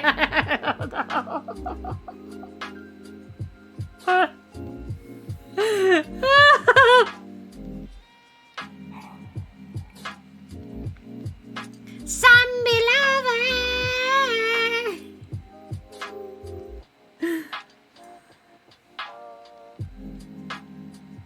Oh yeah, 45 guys. Get them cakes stacked on there. There's like boop, boop, boop. And there's like one for red, one for blue, and one for yellow. Like each of the other ones have like one token vote. And all the rest of them are for green after that. Alright! We're going green! And apparently we can either name him Green, Briar, or we can go custom. I guess we're gonna name him Butch because that's apparently what our... There we go, guys. It's Butch! Alright! Butch it is, man! We're gonna win! We're gonna do all the winning! And we had yet to experience its ultimate challenge, the Monster Prom! I remember it clearly. 6 weeks were left, and as we fantasized about our dream prom dates, we were all scrambling to catch the attention of one of our 6 most charismatic classmates. Total Chad, right? Huzzah! Miranda Vanderbilt, 19, a sweet mermaid princess who was as cute as she was genocidal. Damien LaVey, 21, a fearless demon with a taste for destruction and a love of fire. Scott Howell, a werewolf athlete who compensated for his rather small brain with a stupidly huge heart. Liam de Lioncourt, a hipster vampire whose standoffish demeanor hid that he was a truly lovable dog. Yay! Polygeist, a party ghost with an insatiable hunger for all the wrong things. What? And Vera Oberlein, 23, a mean, self-made gorgon with a merciless sense of business. It was clear it had to be one of them, but who? Okay, guys, who are we gonna woo?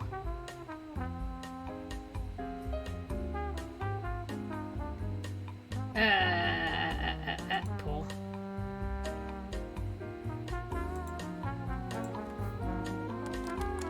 Who we wooing? Wait, I think there's 5 of them, and there's only I mean, there's 6 of them, and it only gives me 5 options. Well, we'll skip Liam, because we just did him. So, we got Gorgon, Ghost, Wolf, Demon, Mermaid. Okay, guys, and we're gonna make these votes quick. 1 minute. Who are we wooing? Let the woo decide.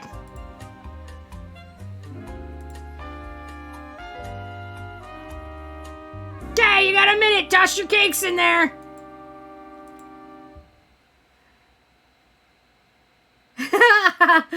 Who's the snake hair girl? She's the Gorgon. Liam sucks. I mean, I guess.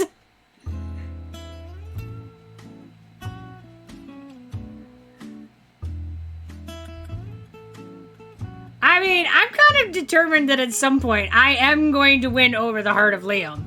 But so far I have had like no luck. And he's just been like Snob King.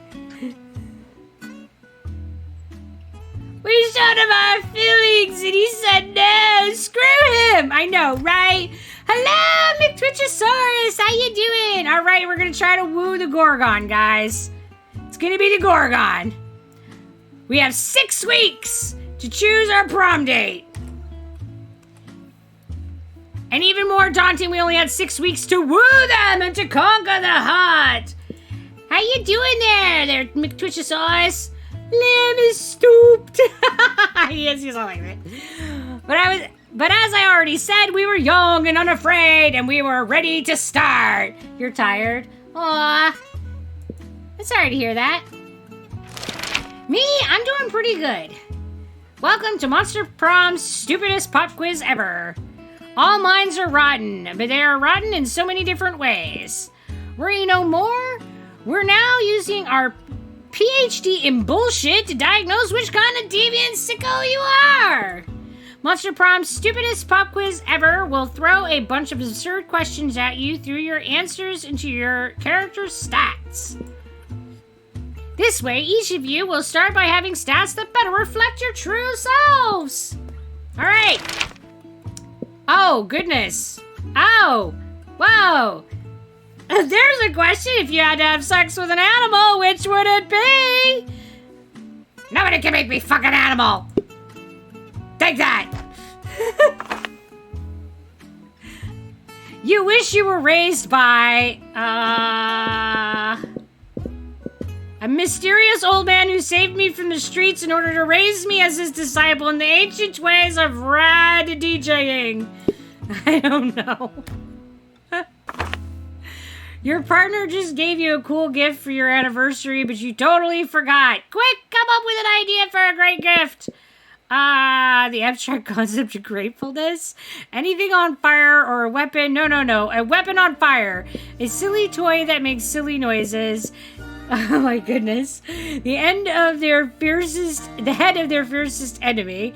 Anything capable of leading them to an overdose of some sorts. A pony. Always a pony. I mean, I like toys. I mean, I like when they make silly noises. Sure. Oh, he sounds so like... Alright, guys, we got 7 smart, 7 bold, 5 creativity. I can't talk, apparently. Which is probably why I have 3 charm. 6 fun, and 5 money. Alright, let's start right at the top. Giga Chad! Oh my goodness. Look at that costume! That day, while rehearsing for the class play, it's as though the muses themselves has descended to give you a figurative blowjob. Your performance is intense and inspiring. You will be remembered for generations, which is pretty rad by high school play standards. Alright guys, we got some creativity! Against the expected, you spot Scott and Liam engaged in what seems to be an intense conversation. They seem so into it that you can't resist the urge to ask them what's going on. Hey. We're discussing this recent novel, Two Lights. It isn't a novel, it's a rad movie with lots of cool dudes with amazing abs! It's all about the abs, guys. Well, it's actually based on a novel, and it's anything but rad. It's cultural trash! How ironic. But I decided to like it ironically. The thing is, there's this human girl with two guys who like her. But the guys are part of two enemy human races! The wild, shirtless humans and the mysterious, deep-looking, giving humans. What? And it seems these type of humans can't stand each other. Oh, and the deep-look giving humans shine in the sunlight? Okay. Sparkling! Yeah, the tree costume is great. I love the bird. I've been trying to ignore the bird the whole time. It's not going well. He's giving us the bird, guys. The bird is placed very well. Did you know that's actually a lesser-known trait of some humans? The thing is, the next movie will be released soon, and we're super hyped. Ironically. We can't wait, bro! We need to sate our hunger for Two Lights! This is your opportunity to show these two you're well-versed when it comes to sating edges. Go for it! Alright, guys, what are we gonna do?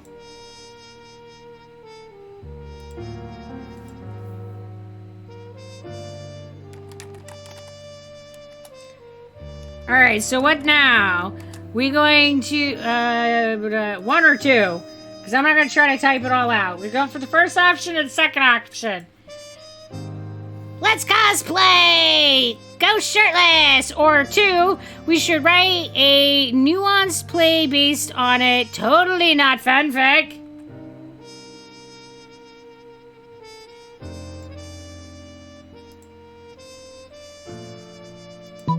Because, yes, it's definitely not fanfic.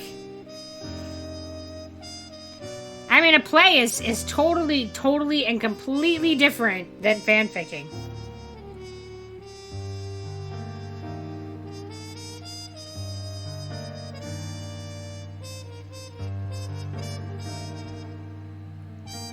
Oh, looks like we're going to be writing some not fanfic.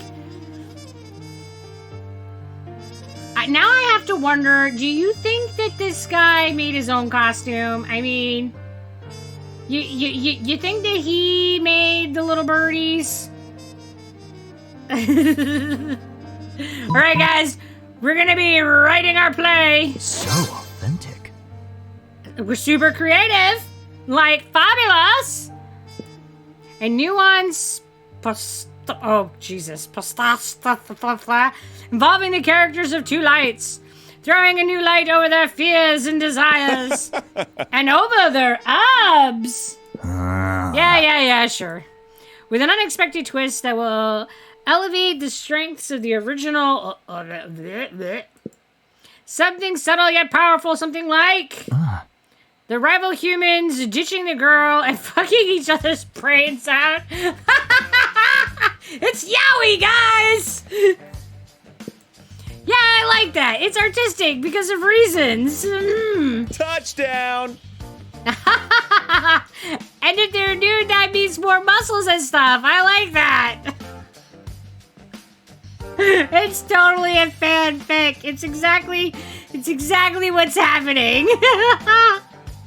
Liam is totally a freak. And Scott, he knows what he likes. He's like, yeah, muscles and stuff. Sure, it sounds a lot like a high form of art and nothing like thirsty fanfic. You're some kind of promoter of the arts. You gain 2 creative and 1 smart.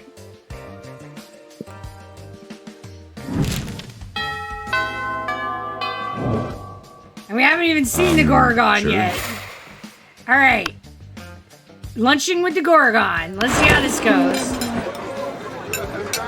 You take your seat beside arguably the 2 coolest monsters in all of Spooky High. Here's hoping you can keep up with them. Vera, you are eating manticore steaks again? Yes, and it's delicious. Don't you know the amount of cruelty involved in the mainstream meat production industry? Yes, and it's delicious. She's like, yes, that's what I love about it. Besides, Liam, you're a vampire. Don't you only consume things that are dead? Well, yes, I suppose, but it's always ethically sourced, organic, free-ranged, and human. And she knows what she likes, right? The human population is out of control, and eating them is the most environmentally responsible thing to do. Responsible human consumption. Listen, Liam, I happen to have a personal feud with every single animal I eat. I make sure to meet all of them first and ensure I'm devouring only the ones I hate the most. It makes it extra tasty.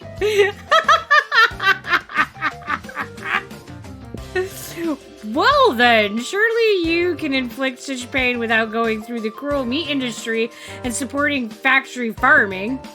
Isn't home cruelty better anyway? She's right up your alley.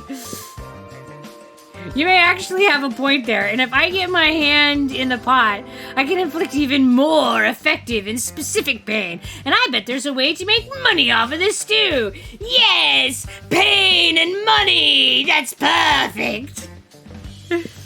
Hang on, somehow I've ended up arguing against my own interests here.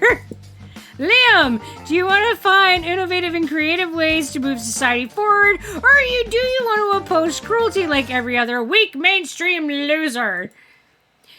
You can actually hear Liam's brain shaking as he struggles between his desire to be perceived as ethical and his desire to be perceived as creative. Maybe you can step in and help out. All right, guys, we got another poll here.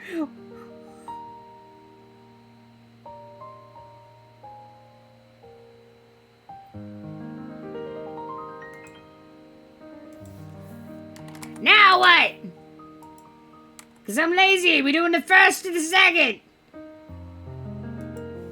The animals you kill may lose their lives, but what about their afterlives? Instead of letting their spirits go to waste as the byproduct of meat industry, let's serve their eternal souls as a side dish. Or... Liam, animals are already suffering from ignorance. If Pharaoh wanted to increase their pain, the best we can do is to teach them the concept of death, so they can really fear their fate. Let's educate the cattle on metaphysics. Oh my. Metaphysics for the cattle. That's something. Maybe you need high creativity and smarts for Liam. Maybe.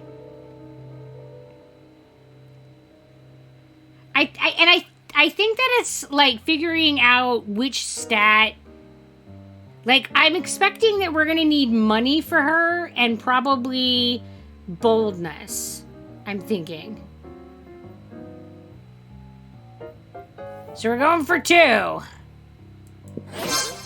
I can't condone animal cruelty, but I wholeheartedly support animal education.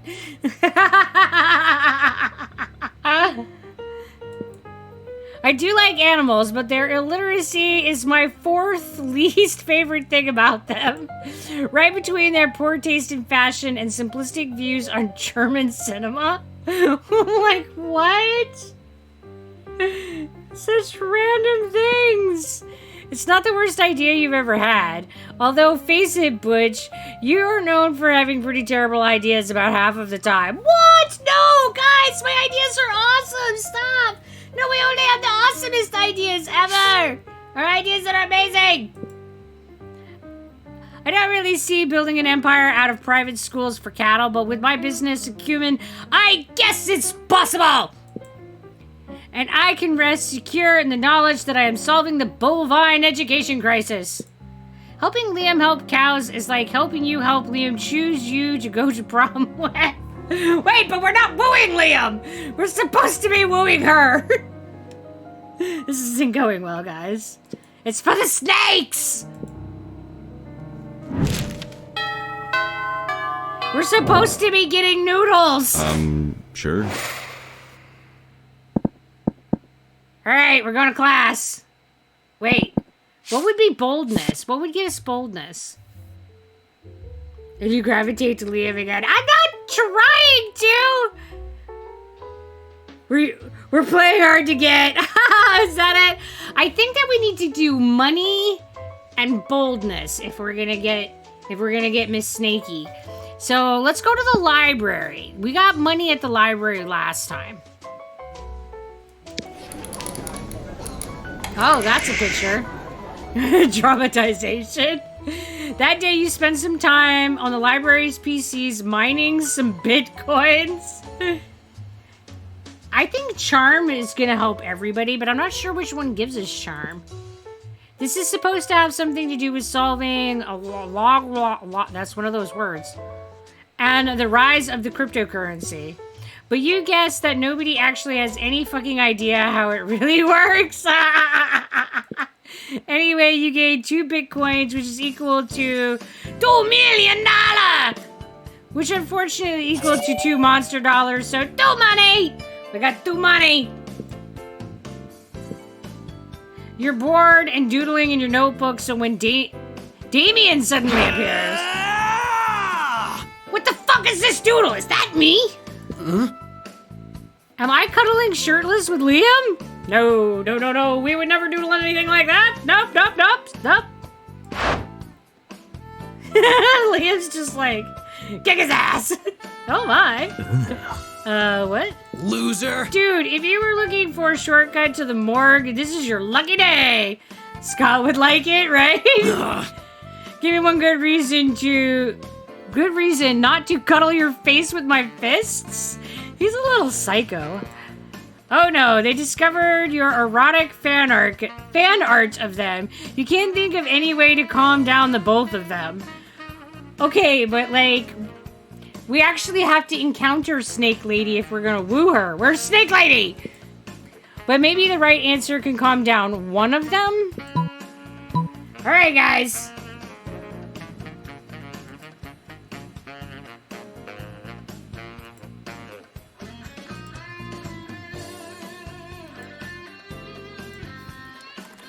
What now? We got, what the fuck is this? This fuckery, dear Damien, is art. I present you with Yowie. Don't be silly. You don't want to fight me. You're clearly fighting against your urge for cuddling. I mean, power of cuddles. It's amazing.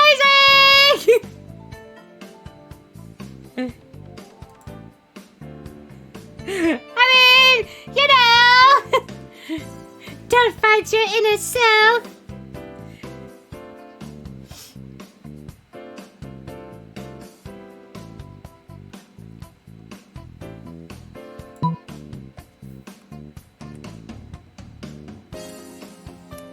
Damien could use a good yowie.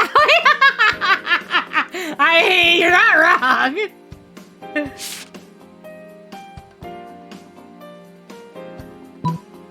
Looks like we're going, what the fuck is this?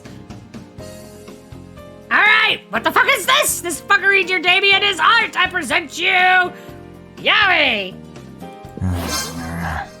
So creative. Calm down, David. You're such a bigot. I've heard about this Yowie. It's a millenary form of art from the East, a delightful celebration of love and desire. What? So authentic. And I must admit, this piece is full of raw talent. Look at the strokes, the expressions, the suggestive placement of the hand. You can convey so much with so little. Dude, are you high? Look at this other one. You're fucking pregnant. This is insanity. It's not insanity, but neither is this one exactly Yowie.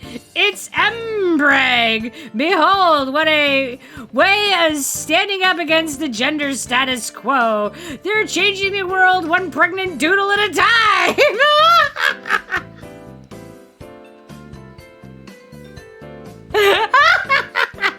Okay, so maybe we just had to try not wooing him. I'm out. Keep channeling the snakes and maybe we'll win Liam. I don't know.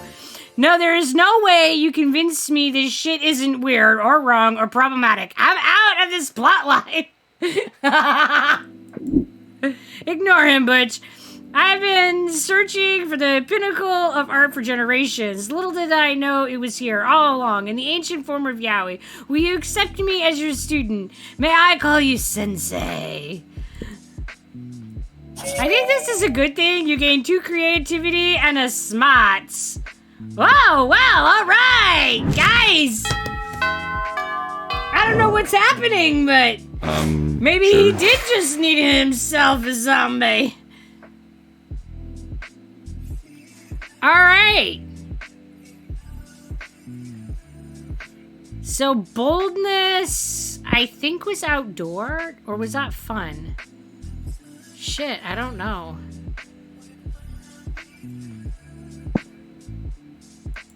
He does like a big ol' hunk of rotten flesh, right? That day, an epic dodgeball match takes place. Everything seems lost, but you deliver an inspirational speech that fuels your team's spirit, leading to a spectacular comeback. You're clearly a natural-born leader. I gained 2 charm, guys. I'm charming. You notice Liam and Miranda talking to Coach. They actually seem to be enjoying gym for a change. Something must be terribly wrong.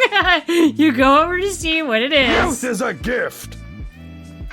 Oh, okay. Well, now, I'm all for inspiring athleticism in the hearts of the youth, but allowing you to make up your own sport seems a bit unorthodox, don't you think? Oh, but ordinary sports are ever so dull and unrefined. I'm sure we two could do much better. I've already got an idea, actually. I've had an idea for a sport since before there were even sports. I call it art. No teams, no rules, just pure creative expression. I'll be the quarterback, of course. Art, brilliant. We'll play it with watercolors and sequins. And there shall be a sports board and a goalie lariat. And it's so good to see you kids get enthusiastic about wholesome physical exercise. But I gotta say, art doesn't really sound like a sport. Why, it doesn't have the word ball anywhere in it. Art ball. Yeah, just go with art ball. That's easily solvable. That's easily solvable. We'll call it art ball, guys. Let's call it art ball. Oh, well, yes, obviously that's much better. But let me ask you this. How do you score points in art ball, huh? Liam and Miranda both look at each other totally stumped. Their dream hangs in the balance. Time to step in! All right, guys, we gotta save art ball.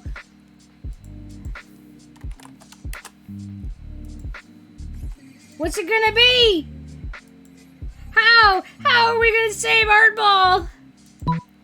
Obviously, the sports bard assigns inspiration kicks to the metaphysical linebacker who scores 11 points for each poem he successfully publishes in the Atlantic. Didn't you read the rule book? Don't you see the points were inside of us all along? Yes, those internal points. Via the power of poetry! Right? That's not bad. Let's go with the poetry. It's all about the lines of verse. I mean, oh my goodness. It's art ball, guys. I'm getting visions of like some kind of board that you gotta throw a ball at. And based on what you hit is what you have to draw. And like whatever it bounces onto the floor at is what you have to draw it with. All right, we're going with option 1.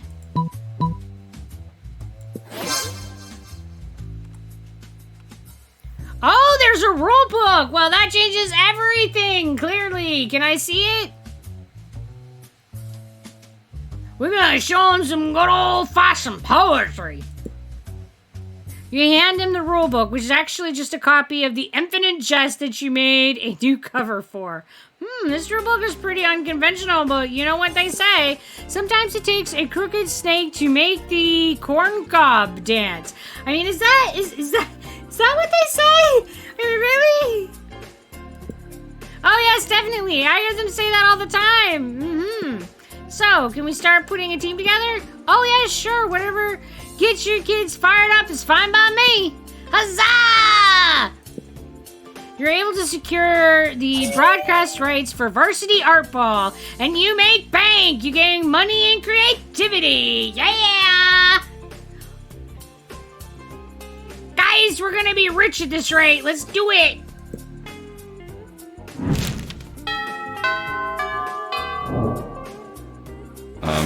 Sure. Alright.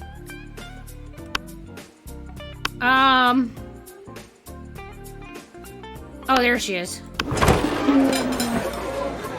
I was thinking for a second that there wasn't a snake princess there, but then I saw it. I was like, what? And 9 months, Ren. You've been around forever. You approach Liam and Vera at their table, but before you can sit down, Vera holds up a hand. Oh man, guys, we're in trouble. Pathetic. Stop! This is the cool people table, where only cool people are allowed. Well, shit. So mainstream. I would agree with that, Vera just said, but agreeing is something only uncool people do. Wouldn't you agree, Vera? Nice try, Liam, but I think that we're getting away from the point. This interloper still wants to sit with us. How dare I interlope? Well, if he wants to sit with us, he's going to have to prove he is as cool as we are. I'm cool. I'm cool. But without, like, trying to prove it. Trying is so uncool. So, what's it gonna be? Alright, guys. How are we gonna show our awesome coolness?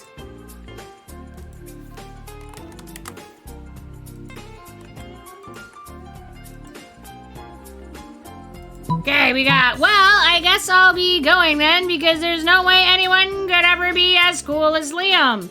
Or, let me ask you this. Would an uncool person be giving Vera 50 monster dollars right now? Oh, well, you know, we just totally gotta pay our way onto the table, right? I mean, that's how cool people work, right? Or is that rich people? Is there a difference? I don't even know anymore. What are the rules? I guess wooing Liam, cause who can afford her? She's right? I mean, come on, I got 9. We're like a fifth maybe there.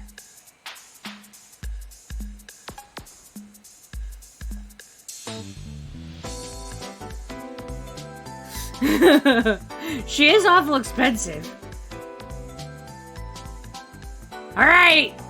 Well, I guess I'll be going then, because there's no way that anyone could ever be as cool as Liam.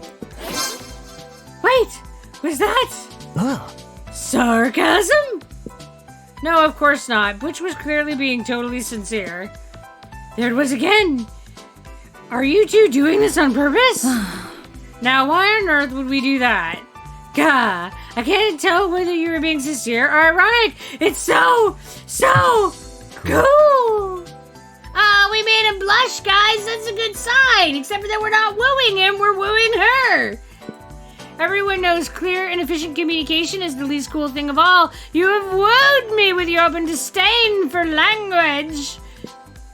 I can't tell if you're being serious or not. Exactly.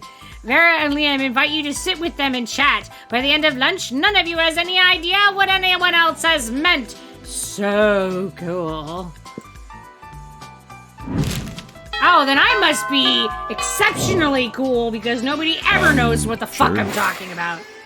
Except we've made more ground with him now than the previous time. I think that this is true. I think that we have definitely made more progress with him than we did the last time. Yep, I think that that's exactly how that worked. Alright,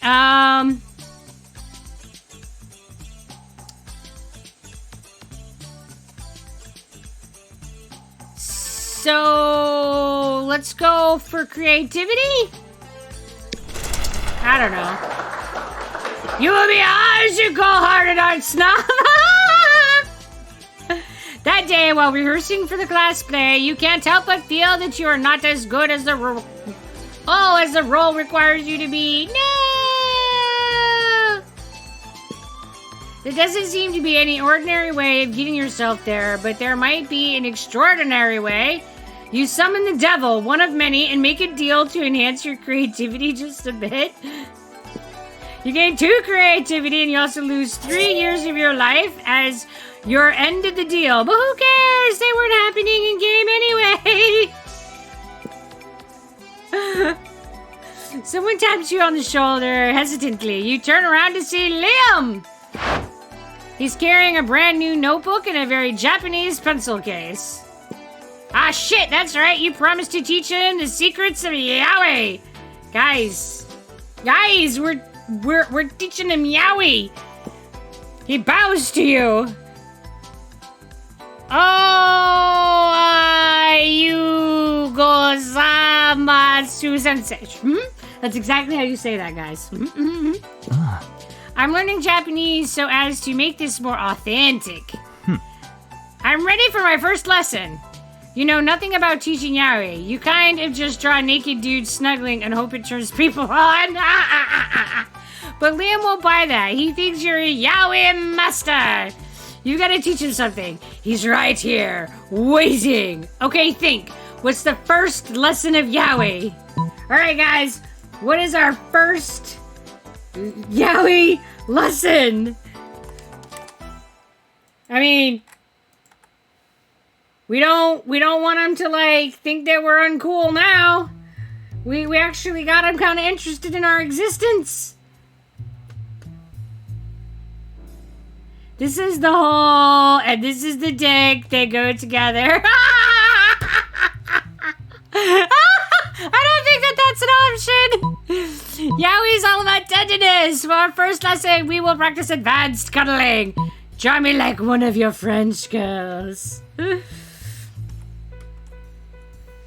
I think that you're talking about 1, Siri. I think that's definitely 1. I think that's advanced cuddling.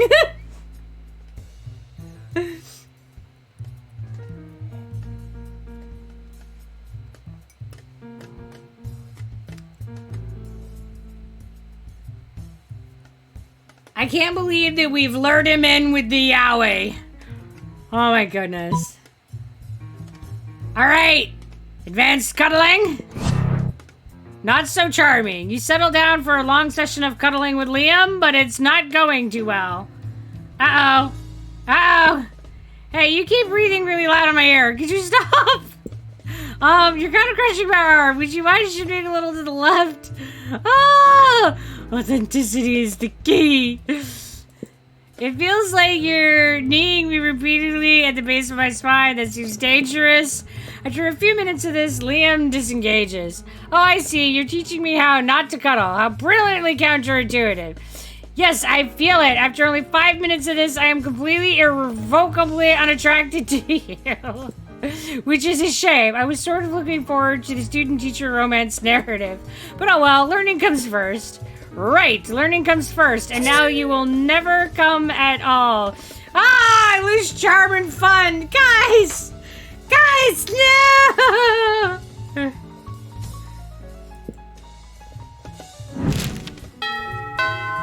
No, we lost points with the cuddles. Sure.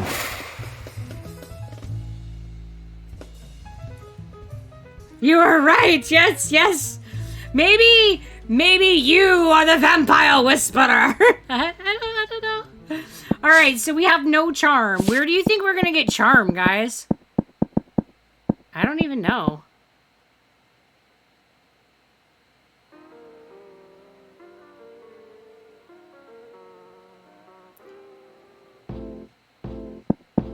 I don't think it does. It has the faces.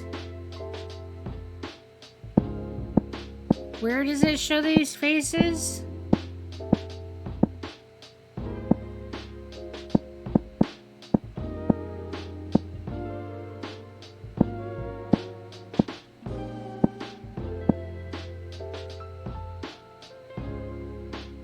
It showed faces on each area briefly, but you always make them vanish like instantly.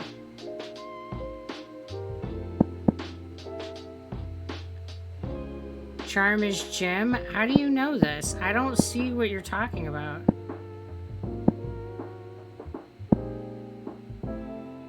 Telling me your secrets? What? I don't...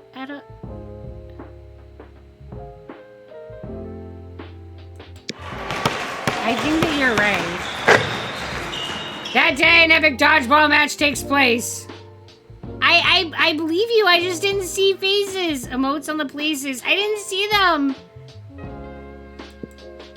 The match is so intense and both teams are so into it that you decide to raise the stakes. But I don't know how you make them show and vanish. I have no idea. By betting part of your charm against part of the other team leader's charm. Uh-oh. That commitment amazes your whole team and their spirit is fueled by determination. Finally, you win and take 2 charm from the other team's leader. She's now a bit less fabulous. Alright guys, we're charming. We're very, very charming. You're gearing up for another boring round of dodgeball when... Alright, my eager beavers, today we will again be advancing the young and noble sport of art ball. Get ready. You take your place with your fellow teammates. Ah, art ball, the noblest, most sophisticated, most beautiful, most refined of all the sports. Ugh, I hate pretty much all those adjectives. The best part about sports is getting all your violence and rage out, and art ball completely takes that away. Ah, mi si nespas virai. I'm sure that's exactly how you say that. And hello, Zebra Pig Lover. How you doing tonight? Think of all the passionate emotions in the paintings of the Vincent van Gogh. Liam, stop. Nobody cares about your stupid game or stupid dead painters. Excuse me, Paulina, but Vincent van Gogh isn't dead. He's undead. I wish I could make Art Ball dead. Damn, your team is not getting their act together. But if you find a way to lead them to victory, maybe you can all be happy. Now to come up with a foolproof strategy, because you guys are definitely fools. Alright guys, how are we winning this?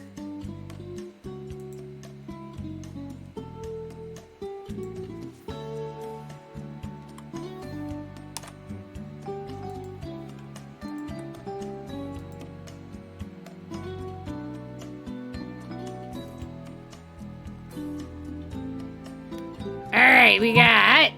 Turn the paintbrushes everyone's holding because art ball into live cobras, or summon the undead Vincent van Gogh. I mean, who doesn't want to paint with a snake? I mean, I'm sure that if you whip your snake out, it'll just like solve all your problems. I didn't see any emojis. Was I supposed to see emojis? I don't know what emojis you guys are talking about. I see no emojis.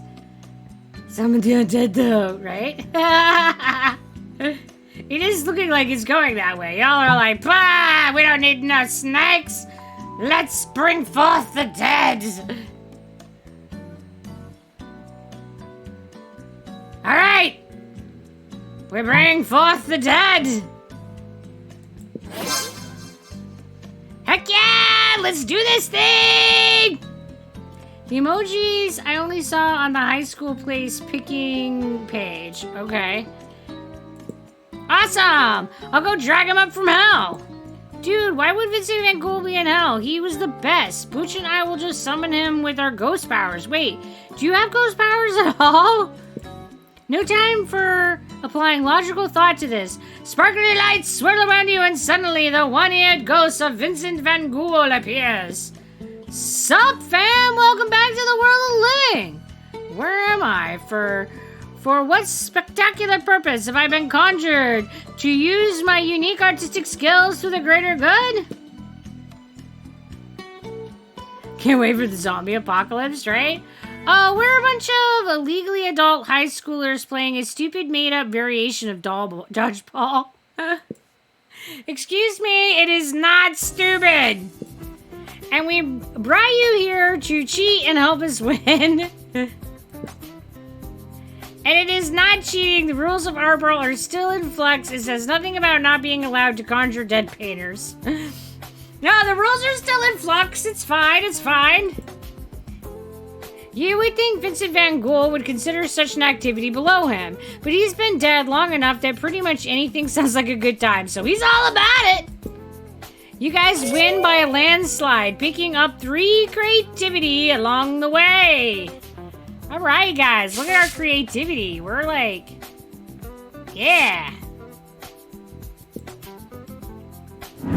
We got all the creativity going on. We're like owning the creativity. Sure. Sure. All right, we're still aiming for the snake lady. I mean, or have we given up the snake lady and we're just like trying to woo Liam now? I don't even know. You approach Liam and Vera's table to find them thoughtfully tasting several glasses of wine. This school has literally no rules, apparently. Ah, wine, that most exclusive of beverages. Even a vampire such as myself cannot resist its class and allure. Yeah, I think we gave up on Snake Lady ages ago. I think so too. Do you know a lot about wine then? I'm having dinner with the King of France next week and I could use some pointers. France doesn't have a king anymore. That's what the media wants you to think. So do you know about wine or not? Alas, my centuries of living, I have only learned how to look good holding wine and not how to evaluate it. All I know is that I am not drinking another glass of that one. Vera points at a bottle with Polly's toilet wine written on it in a permanent marker. What I wouldn't give for an experienced sommelier to help us judge which wine is best. You know nothing about wine, but you are pretty sure that most sommeliers just make stuff up anyway. You're suavely recommend. Alright, I am pretty sure, for anybody who cares, that we chose number 1 last time, and he was happy with that. If we are, in fact, wooing Liam, I'm pretty sure that's how it went last time.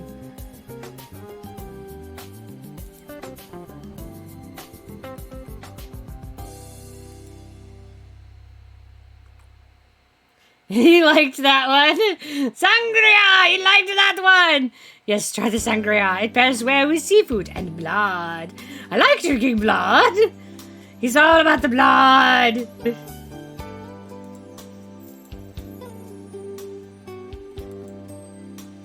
We're all about wooing Liam. We're like, pah, the snake lady. Pah. We're not even pretending anymore. We're just all in for the dead man.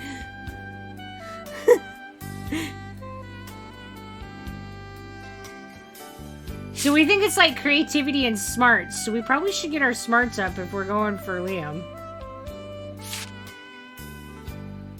Which means we should probably go to class next.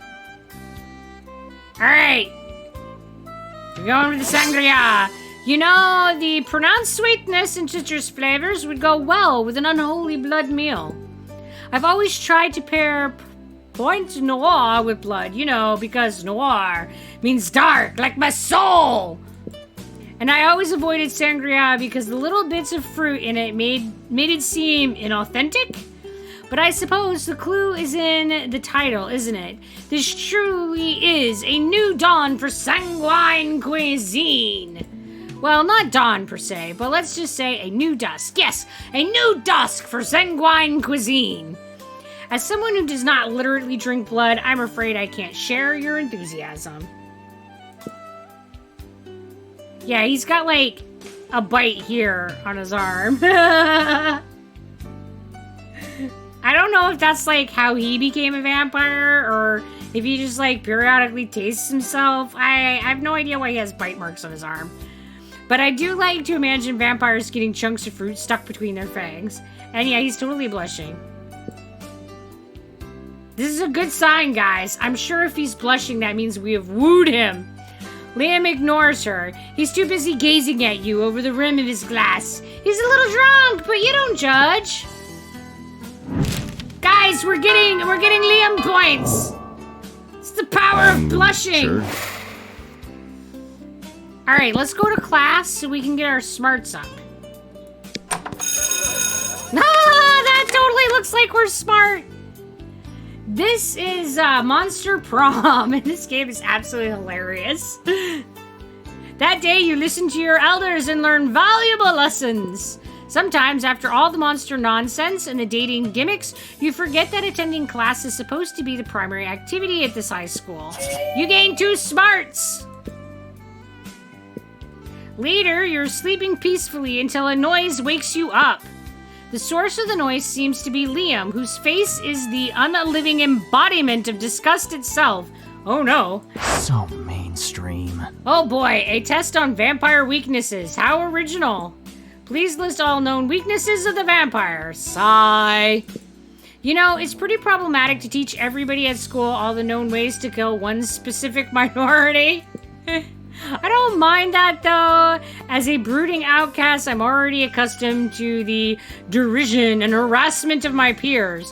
What I do mind is how played out everyone's answers are going to be. Steaks, garlic, the sun. Ugh. Van Helsing called. He wants his cliches back. I've got a good answer though. It's pretty obscure. You've probably never heard of it, but you can't even guess what it is. Oh, a challenge. You give him your best guess. All right, guys. What are we guessing?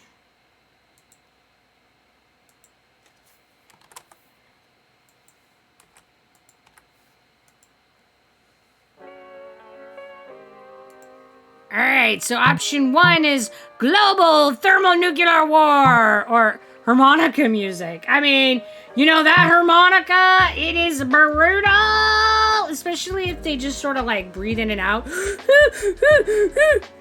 Have you ever heard anybody play it that way? It's terrible. I think I'm in fact the only one who has ever played it that way, but that's fine. Harmonica, because he probably would say the thermonuclear thing would make the world cold and dark, which we would like, right?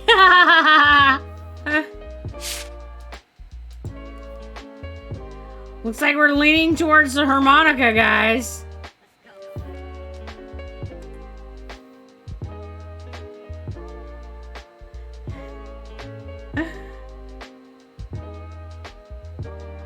Snarky. All right, harmonica. So creative. Me weak against mere harmonica music? How ridiculous. Everyone would die. I mean, you're not wrong. And yet I must confess I find it rather charming that you've mistaken my fine musical taste for a vampiric curse. In fact, most of my supposed vampiric weaknesses are simply a matter of taste. Crucifixes and holy water, I'm simply not a fan of organized religion. Garlic, only if it's not organic and locally sourced. And it's not that a stake through the heart will necessarily kill me, it's just that most stakes aren't made with reclaimed lumber, which is terribly wasteful. I must confess to one weakness, however. A weakness for you! Oh, guys! Guys! Guys, he's blushing again and he said he likes us! Ooh! We're getting somewhere! Liam spends half the afternoon ironically listening to harmonica music with you to prove he's not allergic. We gain 2 creativity and a fun! Guys! Guys! We're winning Liam! We're winning Liam! Sure. Maybe all you ever needed was a dead man. Alright, so we're gonna go for more smarts to try to keep bolstering our smarts up. Because I do agree, I think creativity and smart seems to be the 2 stats that he really likes.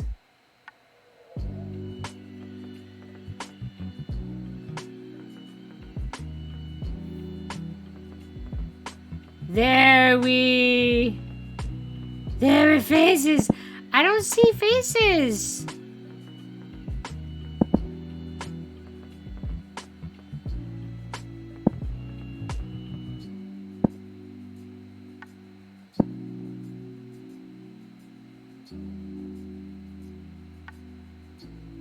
They show up before you hover over a room name, then they go away. Oh, and I never pay attention to them before I, like, start looking at this. So, but you always immediately hover over a tile name. I do! I'm sorry, I didn't know it was a sin! He totally liked the answer. He was all like, I love you, that is my weakness. Well, he didn't say I love you, but he said he liked us. Alright, let's go to class again and see if we can get our smarts up.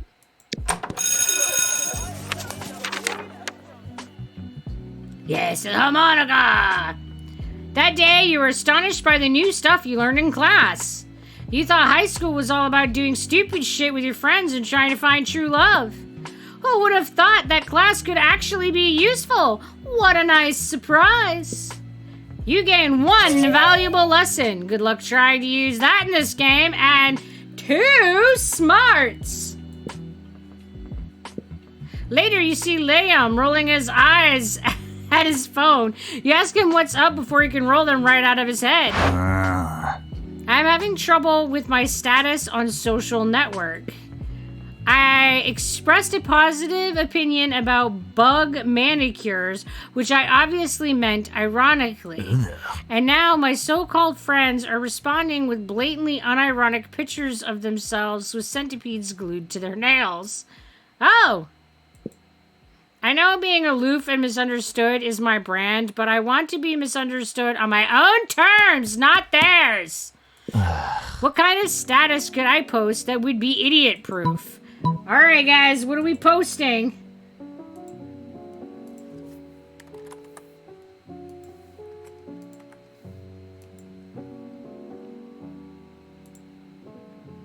So we got flat out post that everyone currently reading this status is an idiot, or vague blog for your life.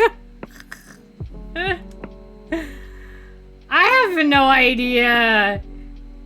Just call them all idiots. That seems legit. I mean, right?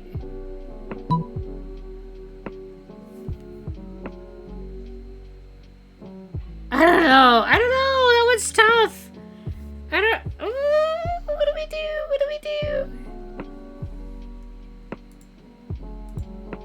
Ah! Guys, we can't have a tie. Somebody vote.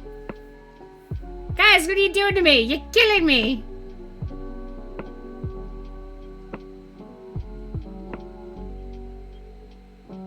We have 50-50.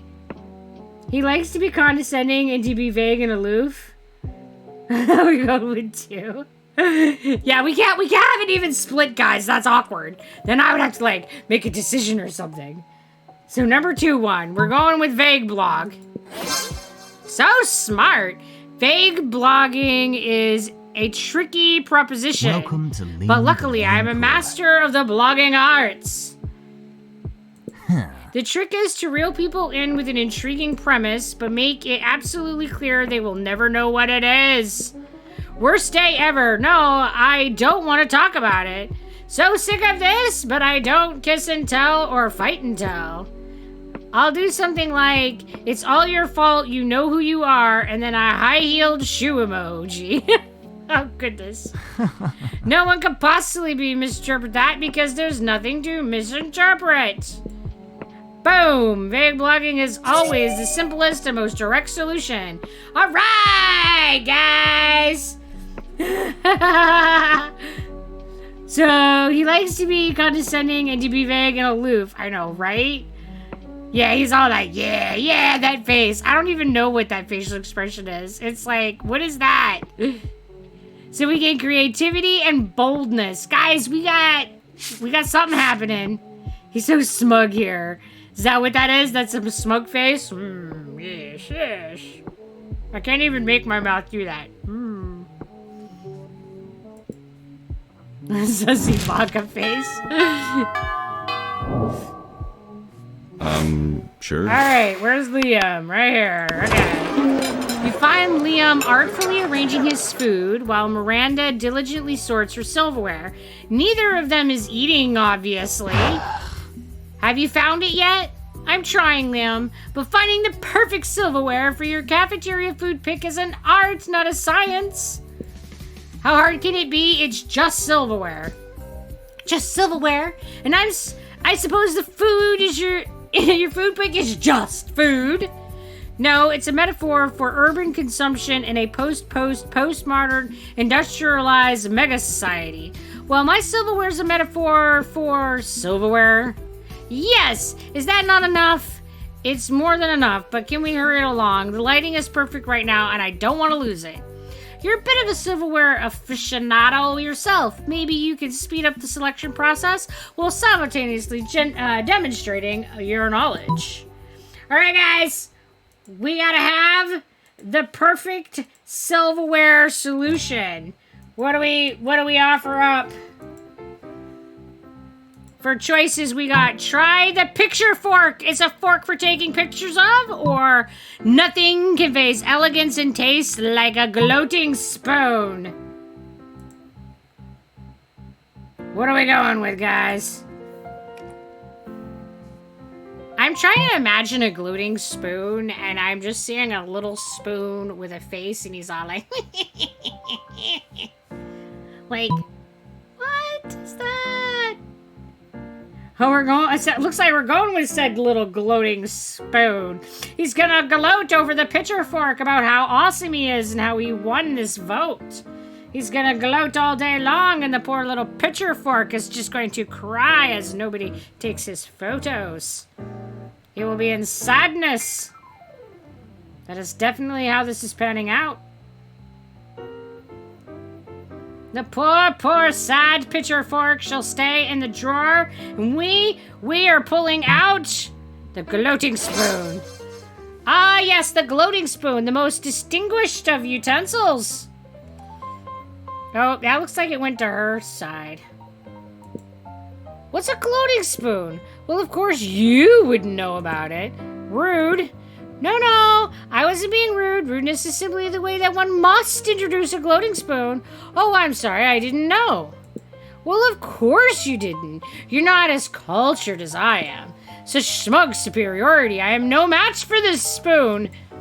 Miranda produces the gloating spoon with much fanfare. It looks like a regular spoon to you, but then what do you know, you peasant? You convinced Miranda to spend some time with you after lunch, lovingly explaining the spoon's finer points, even though spoons do not have points. We get to spoon with a mermaid. Sure. All right, I'm not gonna touch anything. Where are the faces?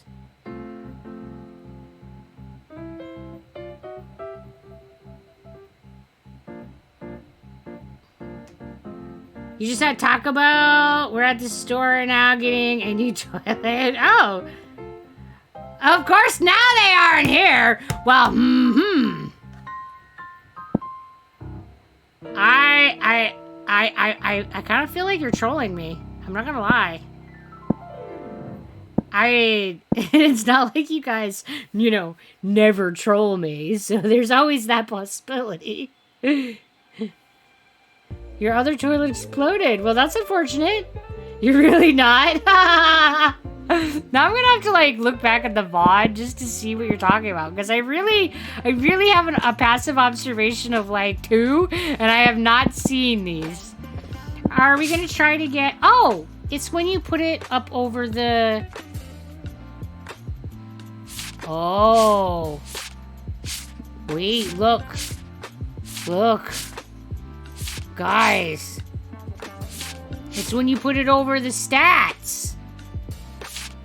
I see the emojis now. I see them. I know you. I believed in you. Wow, look, we got super pass. So if we want to get our smarts up, we have to go to class again. And this does seem to be working. So let's go to class. Hello there! Oh, goodness. Toxilocox Extra. Hi! I greet you in Murloc. Blah, blah, blah. We're going to class, guys. That day, the teacher is just tired of teaching, so she recurs to the classic technique of not giving a shit and putting on some kind of historical TV show for you to watch. Go outdoor and touch some grass. Be like, grass, grass. What you don't expect is that it's super effective.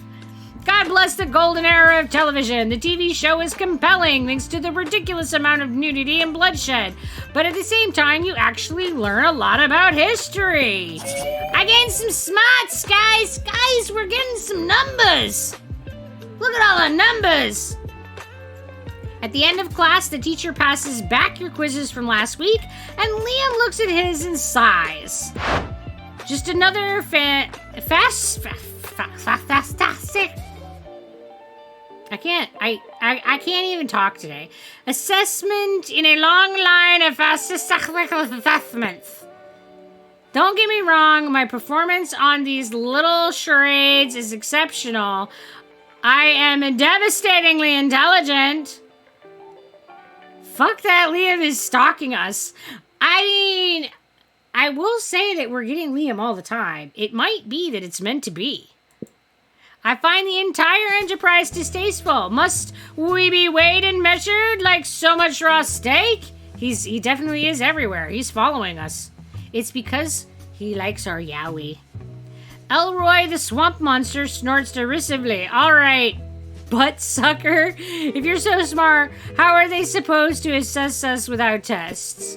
Well, I mean, given time, I'm sure I could come up with, obviously, this is not going well for Liam. You jump in and save the day. Alright, guys. How are we going to judge our awesomeness without testing?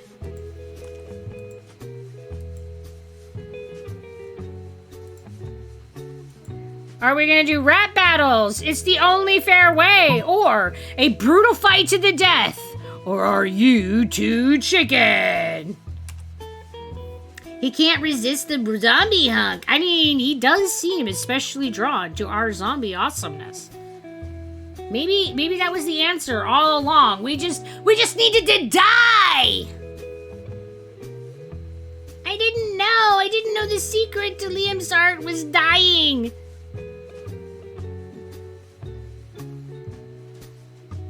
I mean, my life for you, Liam. All right, it looks like that we are going to go with rap battles. Definitely that direction, but there's still time, guys. You can sway it. Wait. All right, we're rapping. Rap battles, it's the only fair way. Yes, that's precisely what I was about to say. As we all know, one does not truly grasp a subject until one can rap fluently about it. None would dispute that Snoop Dogg is a reigning expert on the distribution and consumption of marijuana, for example. Yes, very good. I'll start a petition immediately. This will definitely impress Reddit. You give Liam his first signature. You're not sure he'll get many more. In any case, you gain 2 fun and a creativity. Yeah! We made a fence so our dogs could run outside and play, but I went outside and ran from them. My asthma got to me and I felt exhausted. Well, I'm sorry to hear that you were having a rough day.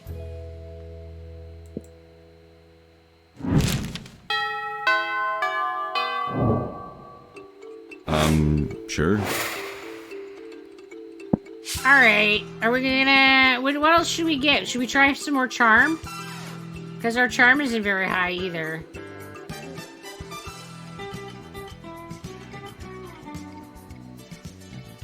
Oh, you did have a good time doing all that? Well, alright. Creativity seems to be more his thing. So, then let's go to the auditorium where the creativity reigns. That day, while rehearsing for the class play, you do a terrific job at acting. We'll do a smart one next. You act so hard that some of your classmates in the audience throw roses at you. 7 roses, to be exact. Damn! Roses aren't a valid currency or stat in this game.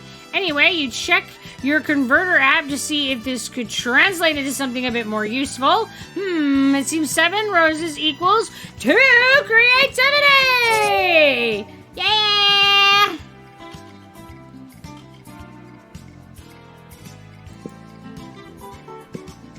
The artists are finally leaving after the encore, and you're exiting the auditorium with everyone else. On your way out, you notice Liam in the last row, scribbling viciously in his notebook. So mainstream. This is so mainstream, so condescending. The actors were played by actors. There was no meta. Where is the angst of social media? Have you seen how that pale excuse for a thespian attempted to interact with the viewers? And the language, excuse me, but that and the are officially over since I turned in my notes. Obviously, you didn't enjoy this murder of theater itself. How would you fix this crime against art? Alright guys, how are we fixing this crime against art? We can't have a crime against art.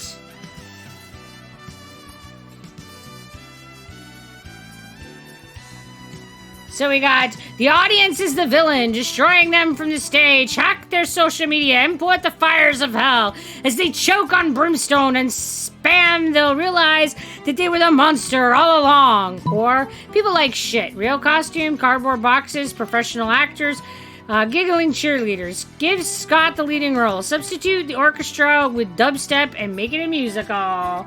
I mean, my cynical self says 2's probably true. I mean, brr.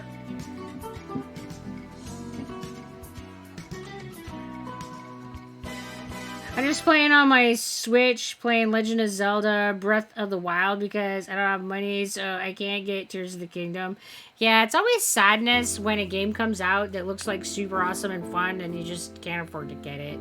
It's like, ah, but I want the thing. Alright, so we're going for a 2. Not so bold. I will not be the one ushering theater into an era of shit. Can you imagine me reviewing this?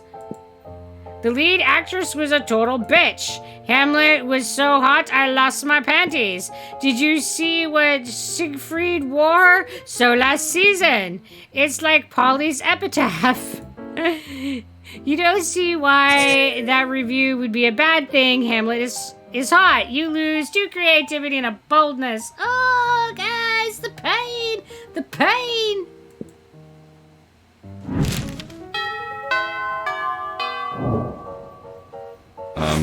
Sure. Alright, where's... there he is, our sexy dead dude over here. You find Damien brandishing his usual silverware, a hammer and chisel, while Liam looks on in horror. Yeah, I feel like you need charm with everybody.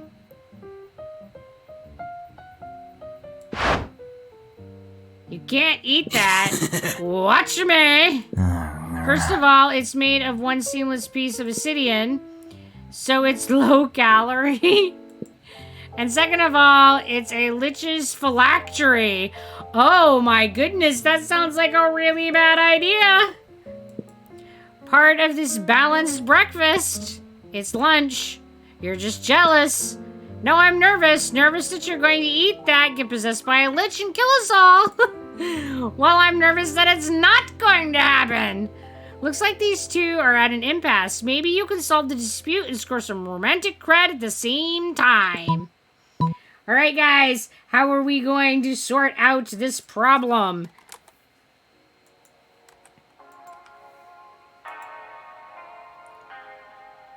So the first option is, Damien, don't eat it! You won't have room for all these baby seals I brought you. Or 2, Liam's right, Damien, you should make him eat it. Oh, well, you know. Oh, you're anticipating that you'll get it for your birthday? That's cool. But it can be hard to wait. I don't wait well. I'm always like a right now kind of person. Like yesterday kind of person. I'm like, no. I want the thing now. no, guys, you're divided again. You can't be split evenly. Guys, this is so rude. Somebody else decide. Okay, phew, we're gonna be alright. What? No! Guys, no evensies.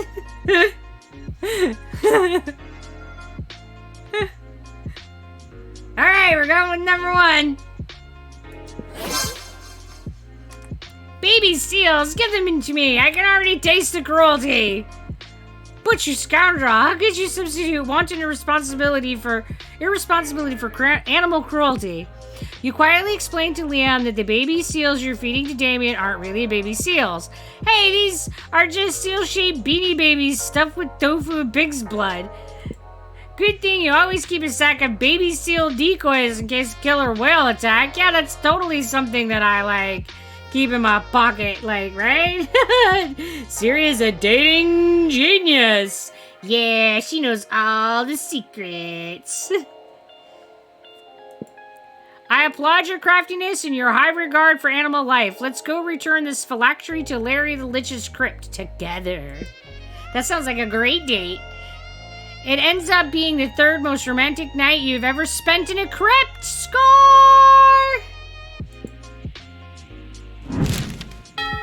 I mean, who doesn't want to go to a Lich's crypt for a date? Sure. Alright, so... I think that we need more gym. That day, an epic dodgeball match takes place, but the match isn't as important as the human interactions within it. You're at your peak when you decide to go for the overkill and wink at... Oh, we're doing the winky wink, guys. We got the winky wink. He's totally mesmerized. You are the most epic winky wink ever. Who can resist your winky wink? Damn, you know how to win over people's hearts with the power of winking. And hello, guest trash, bringing in a party of 2. Welcome. And let me do the thing, maybe. I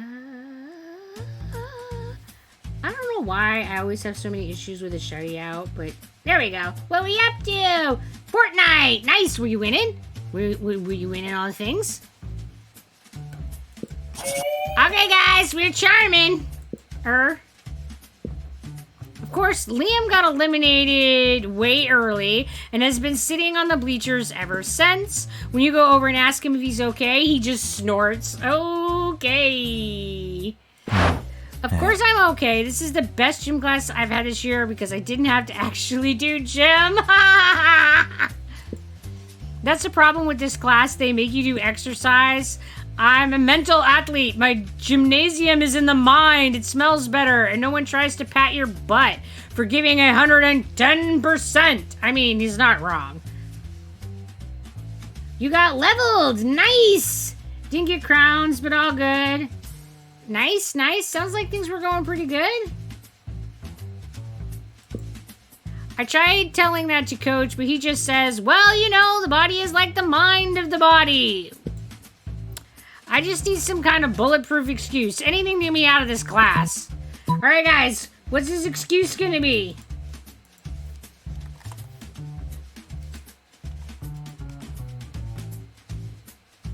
Get your dating genius on. I feel like this could be the time. This could be when we win Liam's heart. We just gotta have all the right answers. But no pressure, guys. You know. We could turn into a cloud of translucent mist. Translucent mist can't exercise.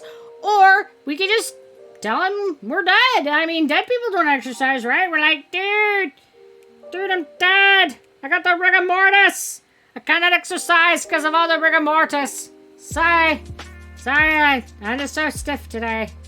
All the stiff. Can't move. It's a medical condition I have. It's my formal diagnosis. Surely the first answer is correct.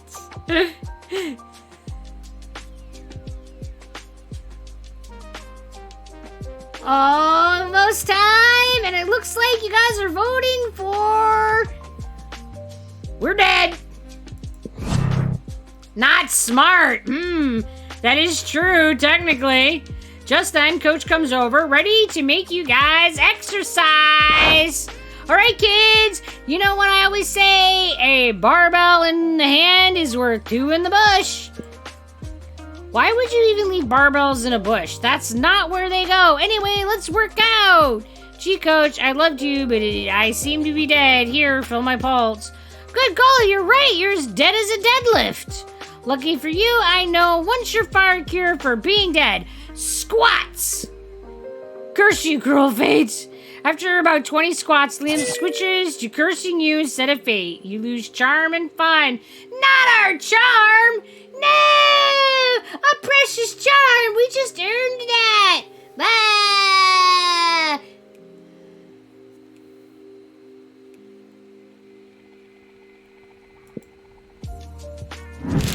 Oh, a precious charm! I think we're gonna have to do gym again. Sure. Because we have, like, no charming. We are definitely not Prince Charm. Alright, guys. Okay, we got an epic dodgeball match. About to be eliminated by a player from the other team. But suddenly, you convince him not to throw the ball at you with a heartfelt speech about the importance of everyone's lives. The player bursts into tears. You take advantage of that moment of weakness, throwing a ball at him. You lose 5 mercy! A stat that might be useful in Monster Prom sequel, but it is not now, so we're totally fine. And you gain 2 charm. Yeah! You hang out afterwards to impress Liam with your sweet Momentgram filters. You're really making some headway when... Greetings, my love. Oh, goodness. This guy again. This guy's so weird. This guy's super duper weird. Never fear, bored teen. I'm here to rescue you from the drudgery of high school. Sigh, I suppose your heart's in the right place, but I'm afraid there's no experience novel enough to conquer my limitless and... This is go away space perv, dude, right? That's exactly how I feel.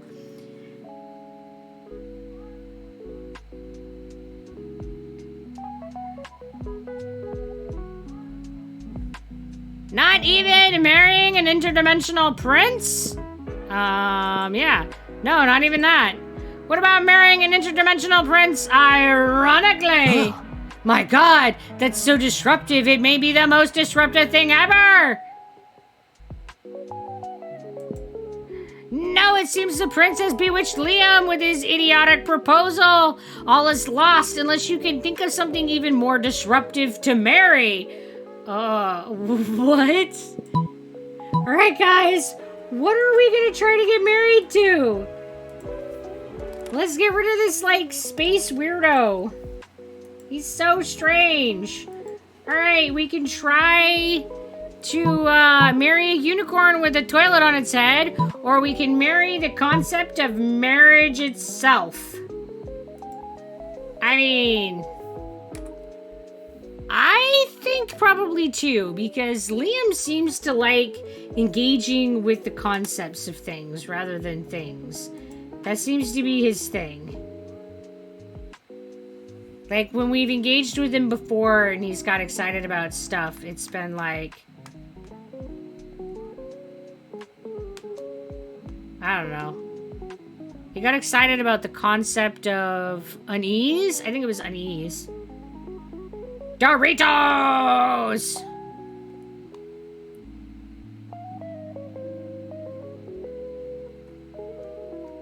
And it looks like we're going to be going for the concept of marriage itself. Yes, let's marry the concept of marriage. Not so smart, what? No, recursion was so last year. What about toilet corn? No, right? In fact, it is so last year that it was so last year's last year. And last year, it was so last year. And don't get me started about last year. Great garble blocks. He's stuck in a loop. You've broken him. And last year it was, I can't marry a broken man. It would be catastrophic for my image. Interdimensional prince away! I mean, I guess we won. He didn't marry our prince. Well, you got rid of that pesky prince, but you doubt if Liam will ever forgive you for trapping him in irony loop. Ah, no, not our charm. Shit, we are charmless. God damn it, our fragile charm. They need to stop stealing our charm. Sure. Alright, looks like we're sitting up here. We're so close, Liam. Don't be an ass now. I know, right? We just need to get better at being charming. When you reach Liam and Damien's table, you find it absent of food but covered in paperwork. Do we really need all these special forms? Can't we just write death threats on regular paper? For the last time, Damien, substantive change within an administrative system requires mastery of the mechanism of bureaucracy. Boy. Yeah, that's the best response to that, Damien. Yeah. Yep. That's an appropriate reply. What if we wrote the death threats on really fancy paper? Liam turns to address you. As you can see, my mastery of realpolitik has caused me to embrace an unlikely ally in my quest for reform. I have no idea what he's saying. I just want the cafeteria food to stop being so fucking boring. You see, our interests are aligned. I do desire a menu less pedestrian. Sure, either way, we're stuck on the last bit. We know we want the menu to change, but we don't know what to change it to. Yes, we have indeed encountered a culinary block. Perhaps you could suggest something appropriately artistic? I'm gonna brush my teeth. Fuck you, Liam. With emphasis. All right.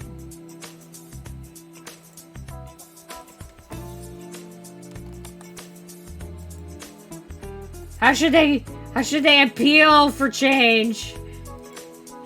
A white plate with a single sprig of parsley in the center, the essence of minimalism. A bowl of knives, the essence of knives. Parsley plate or knives? Oh my goodness. Parsley plate. Like, what the heck? You like chocolate milk? Nice. I think that the dark chocolate, like the Hershey's dark chocolate syrup is super good. I'm not as big of a fan of the milk chocolate syrup because it gets too sweet, but dark chocolate. I don't know, somewhere along the way, like the older I get, I think that the less into the sugary stuff I am and the more I'm like, salt, give me the salt. Maybe I should just salt my chocolate milk. Then it would be supremely perfect.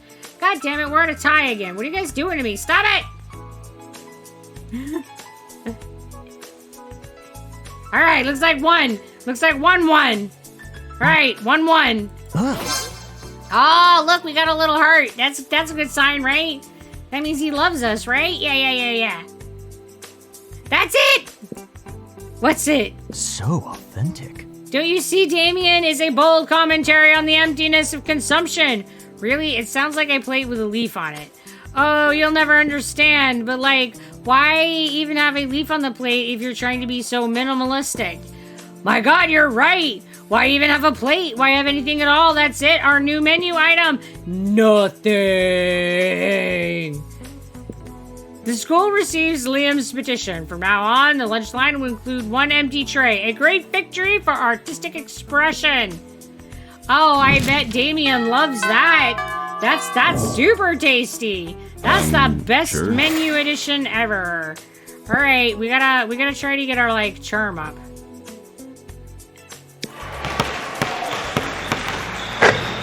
Like, we're so uncharming, it's painful. That day, an epic dodgeball match takes place. Many people fall during the battle. You can't take any more, so you valiantly go straight to the other team's leader and start negotiations for a truce. After hours of intense diplomacy, you commit to an agreement. What an unexpected twist! You gain 10 righteousness! Yes! Paladin unlocked! But this game is so wrong in so many ways that you would be lucky if you could do anything with that. And we get 2 charm, guys. We're almost double digits. We need all the charm. You look over your shoulder to realize Liam has been staring at you for probably the last 45 minutes. He's so silent. Guys! Guys, our crush is staring at us. This is amazing. Hey.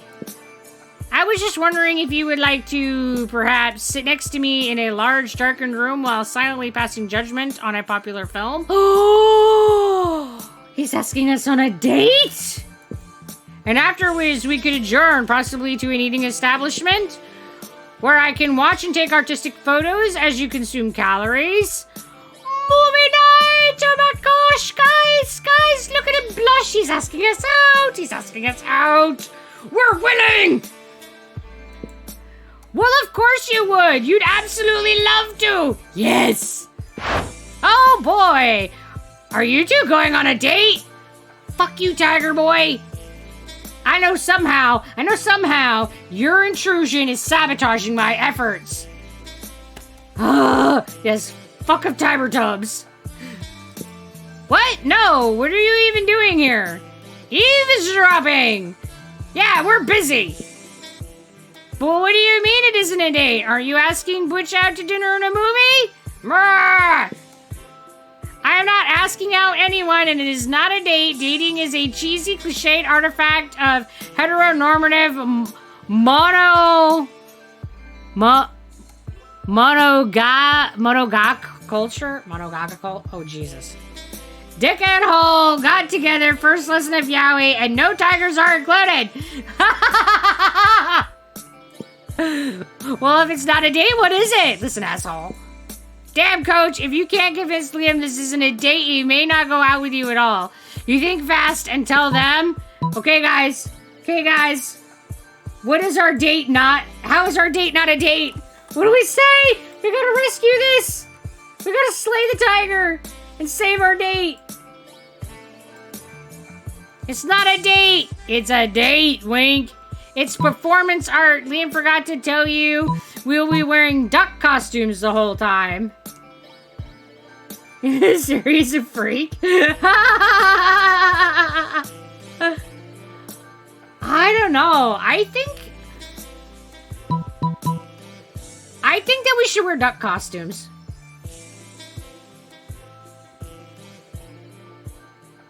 I don't think he would like duck costumes either, but I think that he would like the performance art part.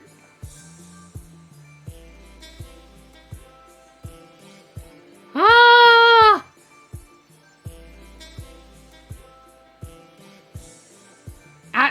I don't know. That one's tough. I think I would go with 2. But I don't get to decide. Alright, we're going with 2. So creative! Duck costumes. So he seems to like it. Duck costumes? Well, that changes everything. Great, Tiger. It does? Sure it does. I thought you were planning a romantic evening when you're really just trying to show your school spirit. But the school's mascot isn't a duck. Well, of course not, but you know what they say. It's not the mascot that matters. It's dressing up in a hot foam rubber costume. Oh yeah, it's all about, like, getting your furry on. Your aphorisms truly are the best. I love words. Words are great. You know, you can tell that I've learned all my vocabulary from reading and that, like, saying words is hard. I look at words and I go, I don't know how to say this word. And then sometimes I know how to say it, but I can't make my mouth make those, like, word sounds. So what comes out is when it should be moo. I mean, it's fine. It's totally fine. Thank you. But I suppose dressing up as 2 giant ducks would subvert expectations to a delightful degree. Hey there, Matt. How you doing? It has been a while. We're having a great time. We're dressing up as ducks with Liam. But oh, wait, we already read that one. It's settled. Later that night, you and Liam are kicked out of a movie theater for being giant ducks. Liam writes a scathing blog post about it. It's the best not date you have ever had. Yes, guys! Guys! We went on a date with Liam! This is like the epic score, man! I mean, that's like... We might not get date prom, but at least we got a date. I mean, that's something. He can't say that he's totally not interested in us. Alright, guys! Are we asking Liam? I mean, of course we're asking Liam now, right? Like, how can we not ask Liam at this point? Do it! Do it! Okay, we're asking Liam.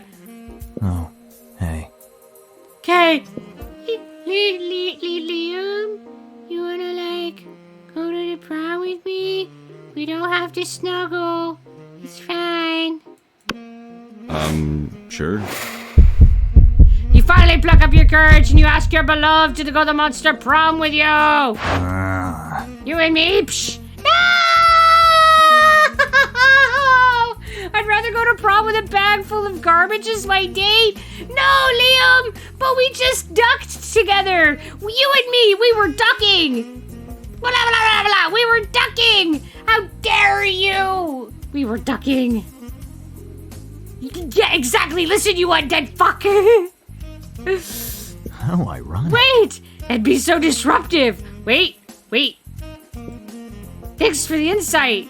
Enjoy embracing eternal solitude, my friend.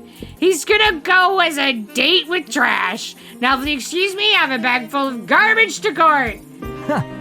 Who needs prom? You focused on your career goal of becoming a renowned surgeon. You studied hard and passed all the tests.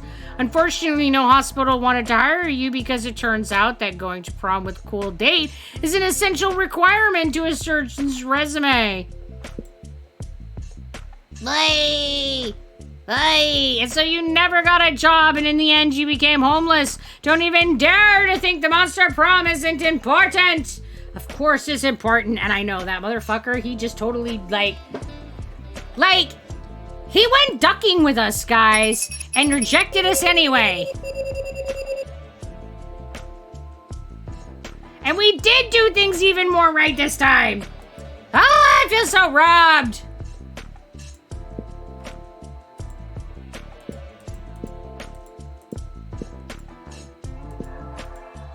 He would be that kind of... So he asks you, right? Maybe.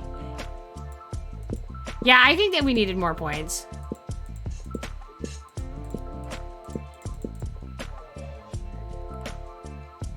Okay, we have unlocked 6 new images. How exciting. All right.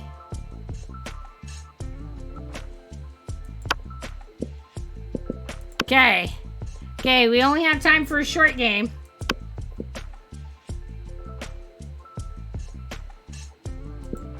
All right, and then we're gonna start the poll here. New poll. Who we gonna be?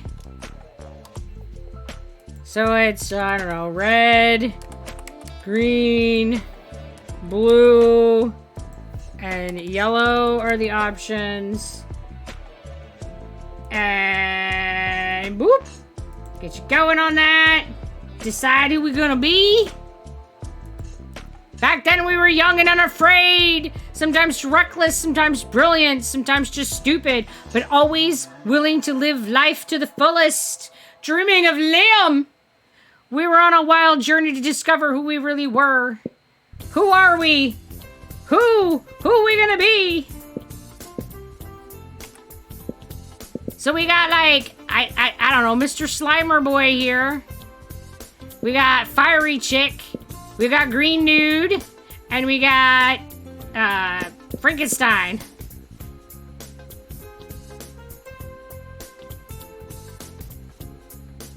Throw in your cakes! Throw in all your cakes! Looks like green is winning. I mean, are we going with the hunk of green? Butch! Because he was so close. Butch was like, I got this! I mean, he did get a date. Let him get his redemption, right? Hello, Hot Sauce! How you doing? I haven't been here in a while, but I missed you. Oh, well, thanks for coming back. Glad to see ya. I mean, it looks like we're getting strong votes for Green. He was very close. I mean, come on, Liam ducked with us. I mean, ducking is amazing.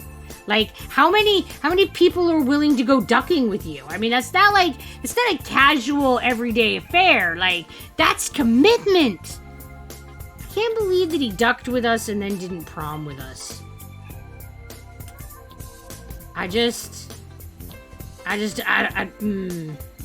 So much rudeness. No, oh, looks like blue. Looks like blue is now winning.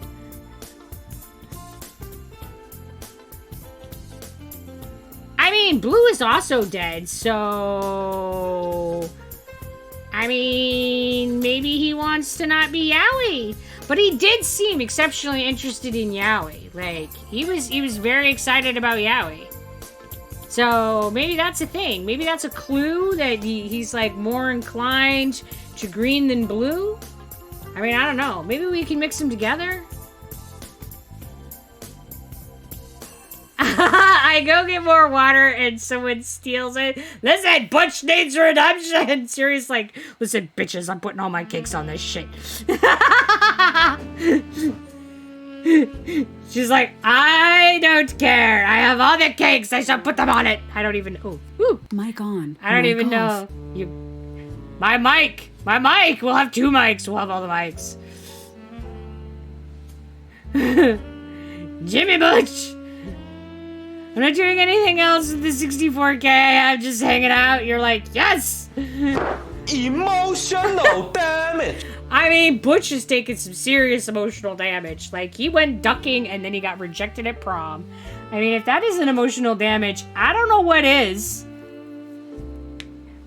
Okay, so we gotta salvage poor Butch's heart.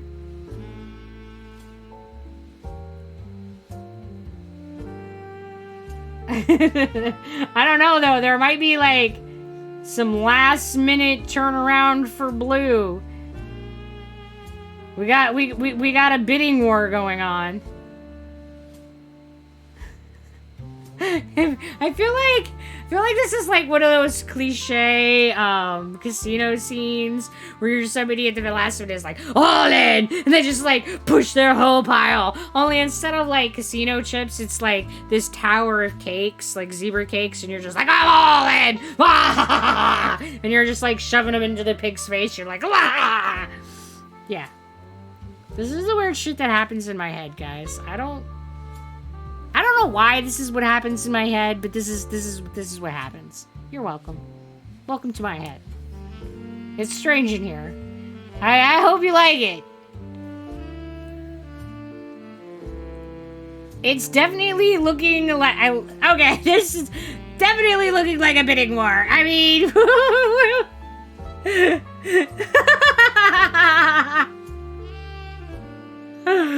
put all them cakes in the pot and mix them around. Come on, Butch, you can win. You can win.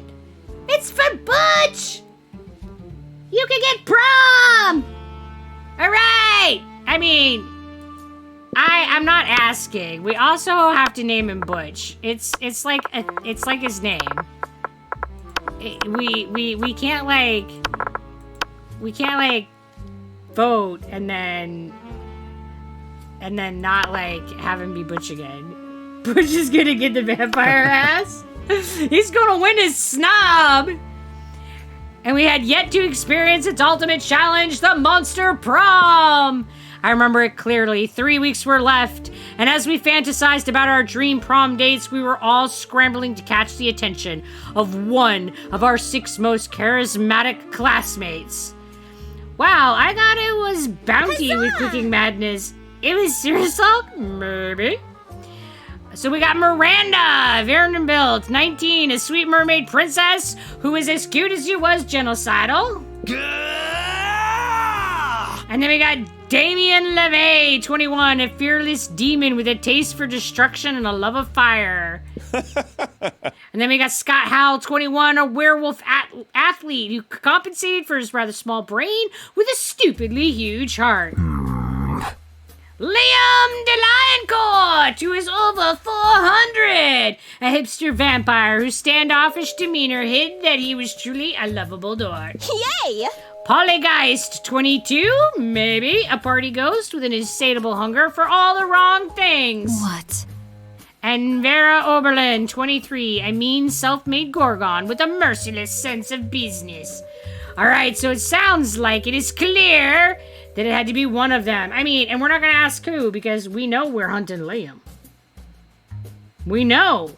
We know that we're trying to stake his heart. We know this. We're going to get him if it's the last thing that we do tonight. He's going to be ours. We're going to get that motherfucker. Yeah, he's going down. We only had 3 weeks to choose our prom date. Oh, we've chosen. And even more daunting, we have 3 weeks to woo them and conquer their hearts. But, as I already said, we were young and unafraid, and we are ready to start. Guys, we're going to conquer. Let's do this. Okay, so let's try to answer these questions in a way that will give us smarts, charm, and creativity. All minds are rotten, but they're rotten in so many different ways. Worry no more. We're now using our PhD in bullshit to diagnose which kind of deviant sicko you are. Monster Prom's stupidest pop quiz ever will throw a bunch of absurd questions at you and turn your answers into your character's stats. This way, each of you will start by having stats that better reflect your true selves. Let's start. What would be the coolest prize you could find in your box of cereal? A sample of more nutritious breakfast option, so people are encouraged to stop eating that colorful crap. Tiny piece of sharp metal, so every scoop will be full of thrill and danger. The phone number of that sexy tiger in the front of the box. He's so passionate about breakfast and health that he's surely also a great lover.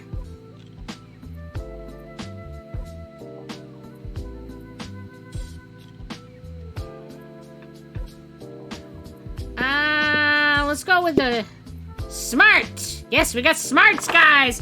Woo-hoo-hoo-hoo.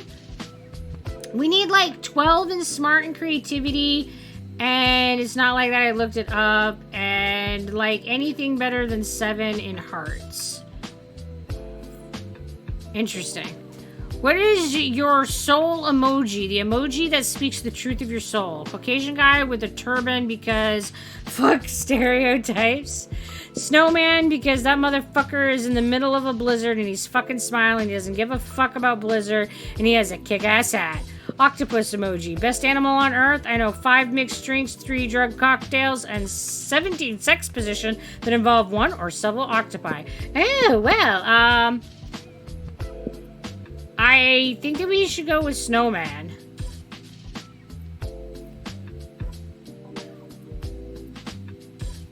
Snowman. Oh, that's bold. There we go. What would be a deal breaker for potential lover? Lacks manners, lacks taste, hates the outdoors, coward, boring, mediocre. I think taste. Yeah, alright. Yeah, totally. I was thinking like lacks taste is Liam. Alright, so we got 9 smart, 7 bold, 4 creativity, 4 charm. Ooh, we're starting charm and creativity pretty low. Alright, so let's start. What do we like? No, all about. Okay, let's go and do the gym and see if we can get our charm up. We struggle bust with that one. Let's start there. Hey, Zim! I've been busy with color guard and stuff because I'm new and I have to learn the moves. So I was like, no worries. Real life is important. That day, an epic dodgeball match takes place. Everything seems lost, but you deliver an inspirational speech that fuels your team's spirit, leading to a spectacular comeback. You're clearly a natural-born leader. And we get 2 charm, guys. Whoop. Well, I hope you enjoy your chocolate milk there, Zebra Pig Lover. You spy Vera and Liam engaged in their favorite pastime, a variation of people watching called monster judging. So pathetic. Do you see what she's wearing? Newsflash, lime green stripper boots do not go with chupacabra fur. So mainstream. At least she made a choice. I've already seen 6 people wearing the same Air Gorgon sneakers. She totally made a choice. We really are the lucky ones, Liam. Most people are just absolutely hideous. But even their hideousness is mediocre. Most people are hideous, but I have yet to see one who is the most hideous. I wonder what such an abomination would even look like. Alright. Now we are starting the polls. We're going with option 1 or option 2. You're gonna have a mere minute to decide. Toss in your cakes if you'd like to. So, true hideousness is on the inside, in your organs. A person with their organs on their outside would be the most hideous. A toned body, symmetrical face, nice features, because traditional beauty standards are hideously mainstream. Yeah, for sure, 12 in smarts, 12 in creativity, and 7 charm. Bounty totally looked it up. Yeah, it sounded like you did. That doesn't tell us the secrets of winning Liam's heart, though. It just tells us how many points we need, not how to get them. I mean, it's nice to know what the winning score is, but...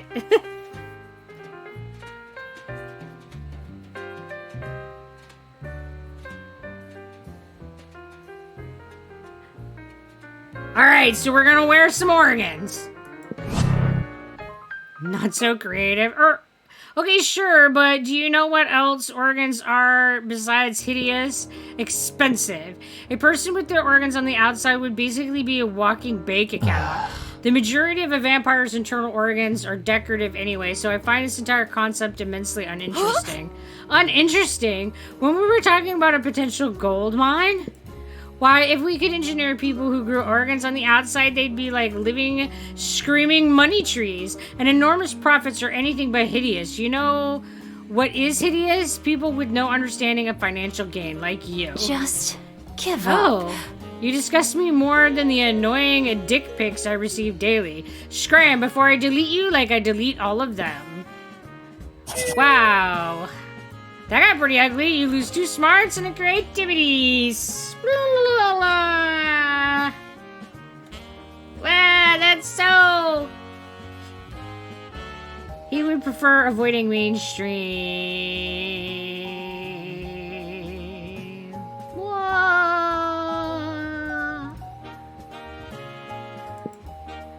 Oh, what? How did Zim ruin us? What happened? What? Sure.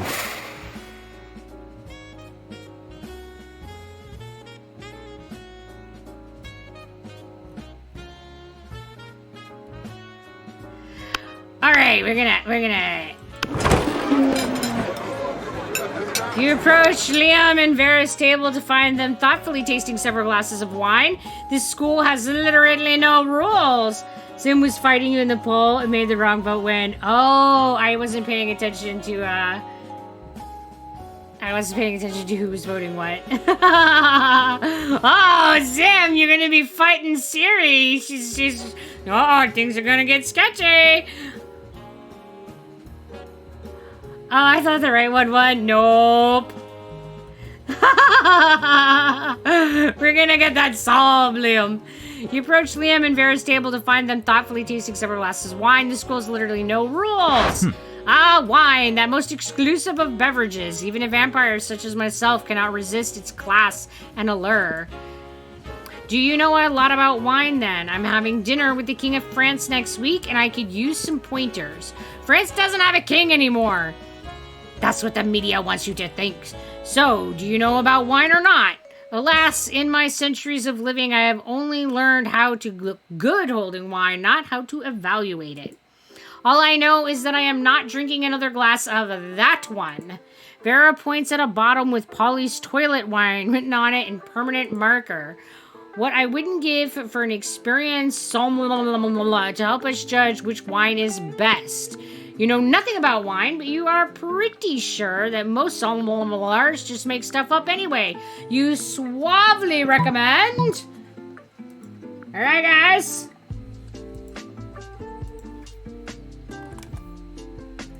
First or second option. Go, go, go.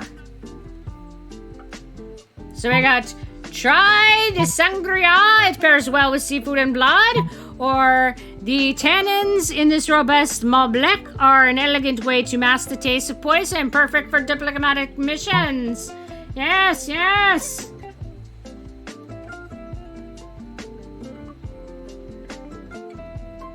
I'm currently petty, so I willing to spend all of my cakes to find someone. What? What?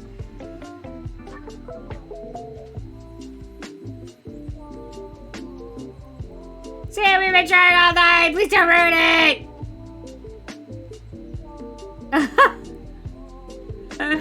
Oh no. Oh goodness. Chaos or no good. Oh no. Oh no. The UFOs.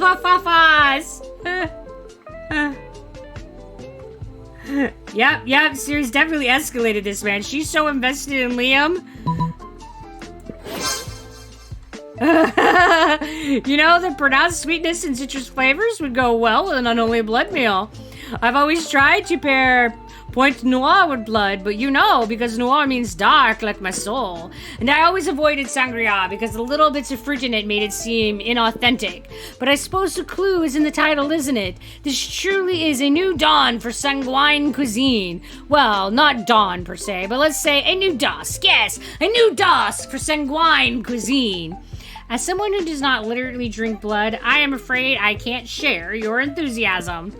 But I do like to imagine vampires getting chunks of fruit stuck between their fangs. Liam ignores her. He's too busy gazing at you over the rim of his glass. He's a little drunk, but you don't judge. So is he blushing because he's drunk or because he's, like, crushing on you? I mean, whoever's voting for 2, you're ruining us! Oh my goodness! I don't know what's happening in chat. There's like a war happening.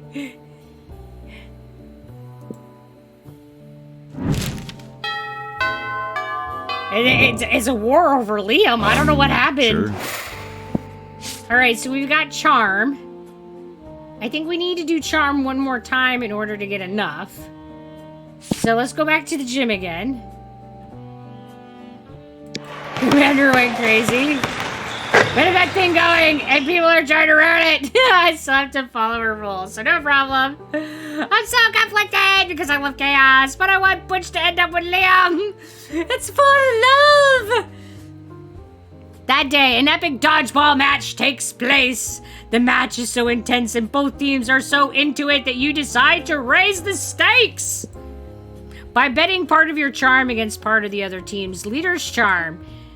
That commitment amazes your whole team, and their spirit is fueled by determination. Finally, you win, and you take 2 charm from the other team's leader. She's now a bit less fabulous, and we are more fabulous. Later, you hear Vera and Liam in a heated conversation which seems to contain some pretty sexually explicit language. So naturally, you go eavesdrop. I mean, clearly, we must listen to this. Lame. Speaking as a male, I can say that even I grow weary of the infantilizing monotony of the male gaze. Thank you. See, I want to advocate for the Gorgon gaze instead, but that would just turn people rock hard. Oh my goodness. I have to go fulfill social duties, have fun. Oh, well, bye, Eds. Good luck. That's not an erection joke. People would die. Personally, I think hentai is the source of the problem. It's so unrealistic. Hello? I'm not a 2D drawing. I'm a real vampire. Pathetic. I know. Even I can't keep up with the standards hentai is setting. What? I'm supposed to just grow a dick during sex? Yeah, get on that, bitch. So mainstream. And all the women are drawn exactly the same. There's even less body type diversity than at this school. Plus, I don't think anyone in real life has ever willingly addressed a tentacle as senpai. And what's with all the tentacles anyway? Because half the studio heads are krakens, Liam. And no tea, no shade to the women who do enjoy tentacle porn. I know at least 3 of my snakes do, but I won't out them. Yeah, like, don't be out your snakes. That's rude. But I do think that there should be a more diverse offering for those of us who would like something less. Cephalosexual agreed. Alright, guys. What now on the topic of hentai?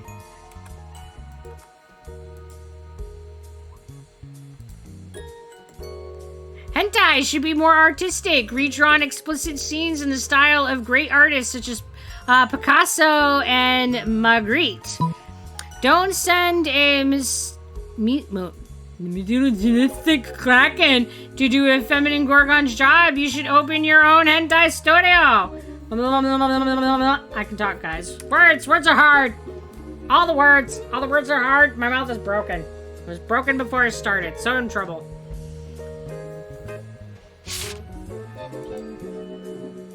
Oh, looks like we're going for number 1. Looks like we need to be autistic. I'm so invested at this point in Butch getting the damn vampire that I have abandoned my arting.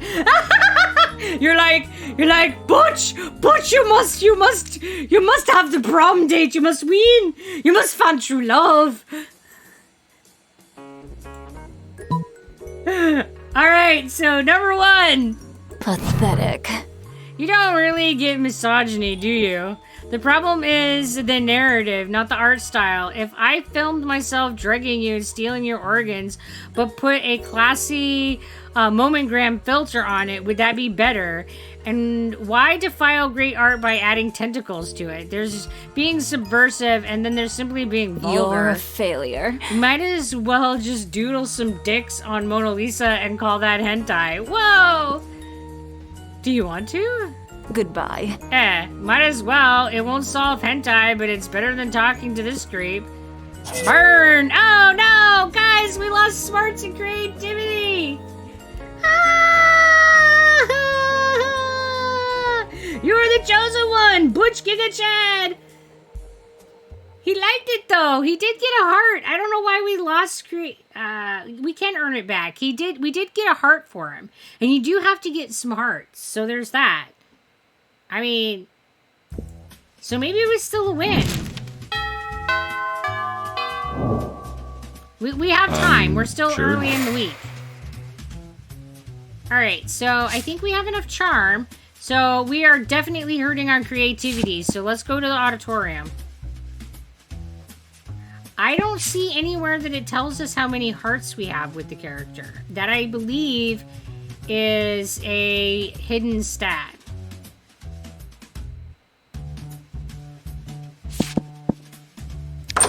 What's up?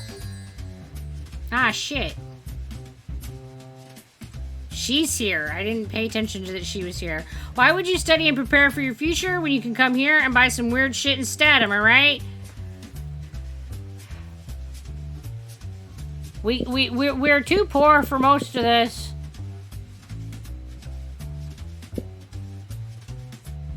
We can buy a book. The tattoo didn't get us anything. We can buy a sexy Latin accent. We can buy a corpse.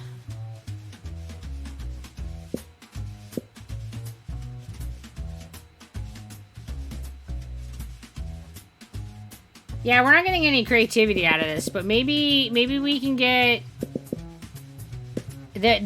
Come on, Dragon Heat. I wish we could, like... I wish we could get, like, porn. Yeah, we can totally buy the gift. No Sells it, I'll refunds. describe them. Well, I'm not sure what's in it. What's in it? What the hell did all that just happen? A lump of coal shouldn't have been so naughty. Like, I don't even know what all those, like, emotes were. What did that even mean? We got coal, guys. For what it's worth, we also got an achievement. I mean, there's that. I just got an achievement. So it's, you were naughty. You got the worst Christmas gift ever. And only apparently 12% of the people have gotten this achievement. So there's something. That cat bitch totally just scammed us.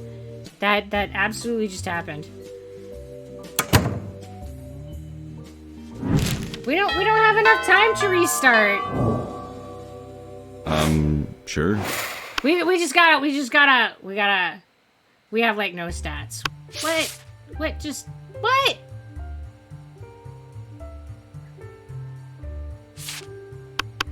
Well, I think that's something that she did with the coal. I don't think that's a glitch.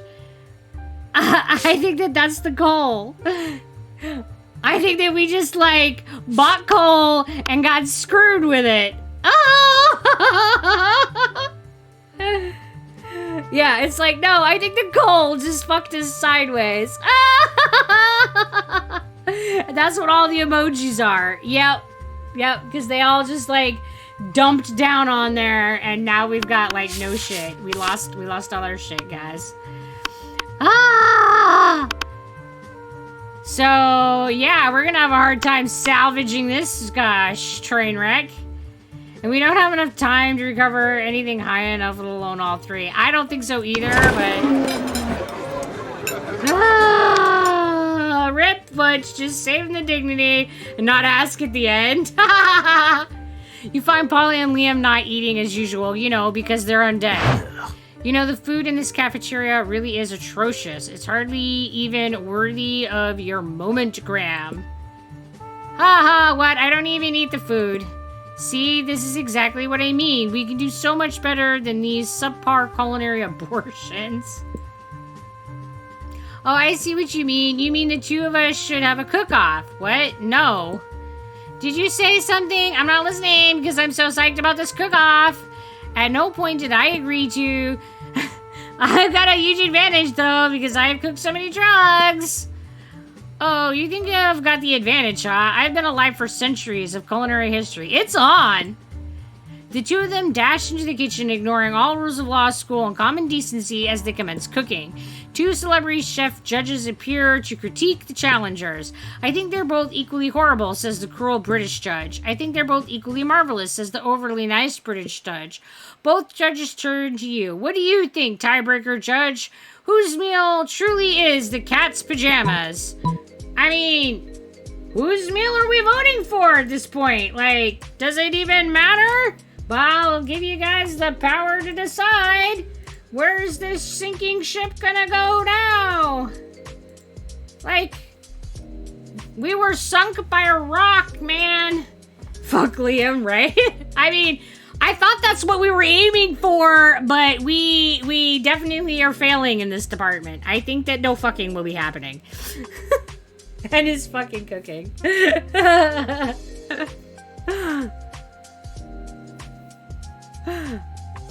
I mean, we were sabotaged by a rock in a sack.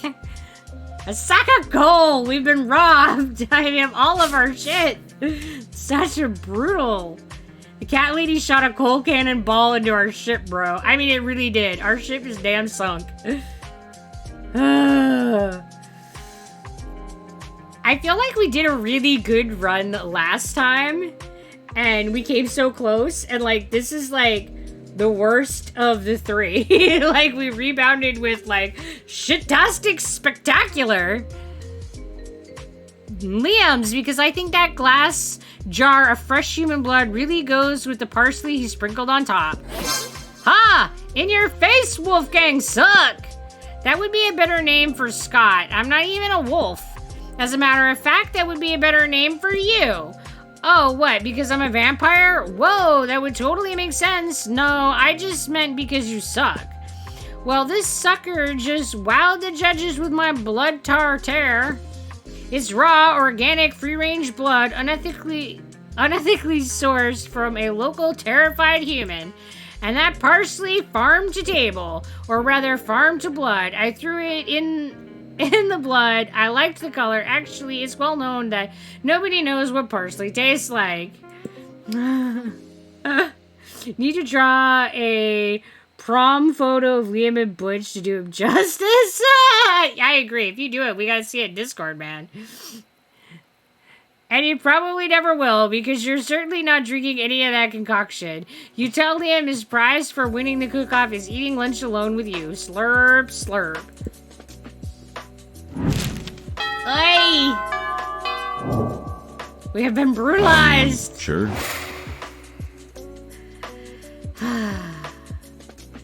I mean, let's try for something, I guess. Let's get some creativity. Here we go. That day, while rehearsing for the class play, it's as though the muses themselves had descended to give you a figurative blowjob. I mean, shit, I think we deserve it after getting our frickin' whole soul raked out with rocks. Your performance is intense and inspiring. It will be remembered for generations, which is pretty rad by high school play standards. We got 2 creativity, guys. We got 2. 2. We are so epic. I mean, we're number 2, which means we're shit, but that's fine. But Liam isn't paying attention to any of that. He corners you afterwards to lecture you on momentgram filters. What no one seems to understand about filters is that they're not about making pictures better. They're about making pictures browner and harder to see. That's why I use my own proprietary filter for almost all my photos. Infinite Top. It's also probably why I have only 6 momentgram followers, but we must all make sacrifices for the art. 2 whole points, baby! In any case, I have to go. There's a dead rat in the parking lot I simply must document. As soon as Liam's gone, Miranda peeks out of the air conditioning duct. Goodness, the situation is even more dire than I thought. If Operation Make Liam Popular Again is to succeed, we must get started immediately. What's that? Why, yes, of course you are part of my operation. I unwillingly force people into my service all of the time. 4 a.m. and this cool cock blocks Butch motherfucker. Oh, you want to know why it's called Operation Make Liam Popular Again?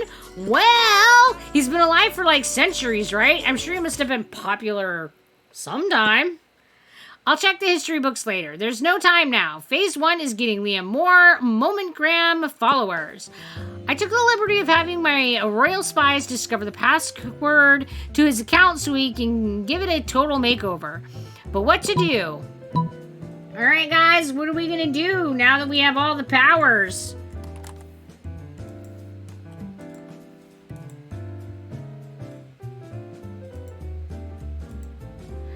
Are we going to use his account to post a bunch of porn and bomb recipes, or are we going to pay 1 million homeless people to follow Liam on Momentgram? I mean, we got to do something. Get the goats. We're going to get the goats. Remember, goats went poorly. I do. I think the goats went poorly. Headless goats. Hello, Steven. How you doing? Welcome. I can't forget the headless goats wandering around. I mean, maybe Liam just needs porn in his life. It sounds like specifically he needs Yahweh in his life. I don't know why he doesn't want to be followed around by goats. I mean, come on, goats. Surely it's about the goats. Alright, let's give him porn. Not so fun. What is porn? Never mind. If you suggested it, it must be something very classy and suitable. Porn your heart out.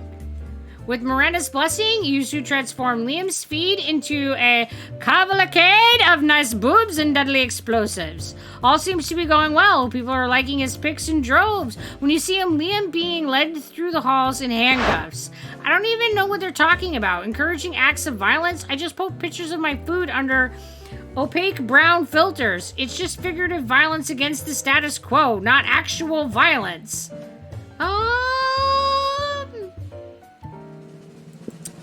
So what if my profile says, come for the bootleg pornography, stay for the domestic terrorism? It's clearly ironic. Oh, this is not good. Oh, if I was going to be wrongly incarcerated by the state, I would have at least liked some warnings so I could have fixed my makeup. This is the worst day of my practically infinite lifespan.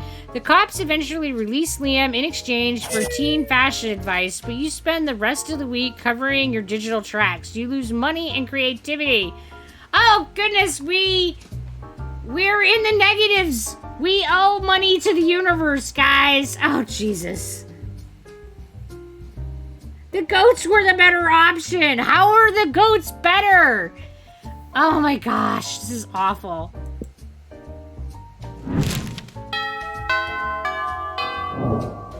I think this playthrough is turning into an actual dumpster fire. You are actually master. You just forgot your password to the account. Well, you can do password recoveries. We could try for some smarts. That day, you listen to your elders and you learn valuable lessons. Sometimes after all the monster nonsense and the dating gimmicks, you forget that attending class is supposed to be the primary activity at this high school. I got smarts, guys! I got smarts! You're packing your stuff after class when suddenly Coach bursts in with Vera and Liam under his arms. Under his arms, like football carrying. Emergency, you two! Emergency! The student is failing the killing stare class. Vera, Liam, you're the best students in that class. You've got to help him pass. Excuse me, I can't possibly waste my time on this. My time is valuable. You'll be receiving an invoice. See, you already agree on something. I can feel the teamwork flowing like melted butter over the lobster of success. And because motivation is the carrot on the stick of victory, I'm going to lock all four of us in this classroom until the student gives us the best killing stare in the whole school. Oh, right. Ugh, okay, show us what you got and do it quickly, alright? You're ready to give your best killing stare. You focus as hard as you can. It looks as if you're gonna poop with all of your heart. We poop with intensity. That's what this whole run has been about. The shit! We have the shit stare! And it's not exactly a killing stare. We could get another gift. Yeah, I mean, you're not wrong. Alright, let's start the training. The three of you do a lot of crazy training while an inspirational song plays out of nowhere. It's all very motivational. After a 30-second sequence, night has already come and all of you are covered in sweat. We are sweaty with Liam. Damn, so intense. Fucking training sequences. Time to escape this torment. Give us a true killing stare, unless you want to slave the rest of your days in the cocaine mines. That's right, I'll stuff a bunch of cocaine in a mine and make you dig it out, just to torment you. You dig down to the bottom of your soul and bust out. What are we busting out, guys? What do we whip out for Liam? We gotta make sure it's fabulous, right? Looks so fabulous it slays! Or an ordinary pocket watch, which you use to hypnotize Liam into liking something uncool. I don't know what could possibly be a good option here. Like, neither of those seem like... I don't know. I don't know what to do! I don't know how we woo Liam! Liam!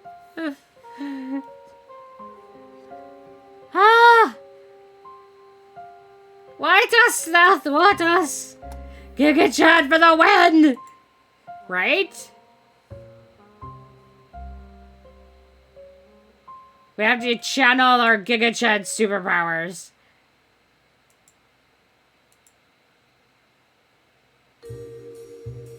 Let's go, Butch! Woo hoo hoo hoo! I mean, at least he's going to be fabulous!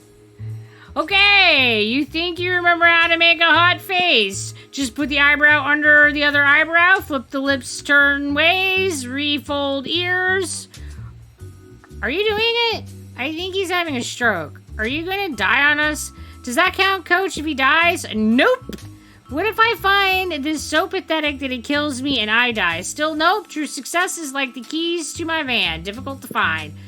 You no longer remember how you got your face this way. It will probably stay like this forever. Ah, guys! We're in the negative charm. We are so uncharming. It hurts. I don't think that we could suck at this anymore if we tried. Sure. I don't think that we could intentionally make this worse. You just sat down to eat with Damien and Liam. Well, to eat with Damien, Liam's just taking pictures of his food. When a leather-clad figure drops from the air vent onto your table, it's the Slayer! Prepare to die! Lunchtime's all right, dirtbags. Time to die. This always happens when we sit together. Your death-based rhetoric is offensive. Don't spoil my food pick. Oh, I'll spoil more than your food pick, Count Stankula. I'm about to spoil your face. Just his, though, right? Both your faces. Fuck. The Slayer is right between the three of you. You can't save Liam and Damien, but if you act fast, you might just be able to save one. All right, guys, what are we doing?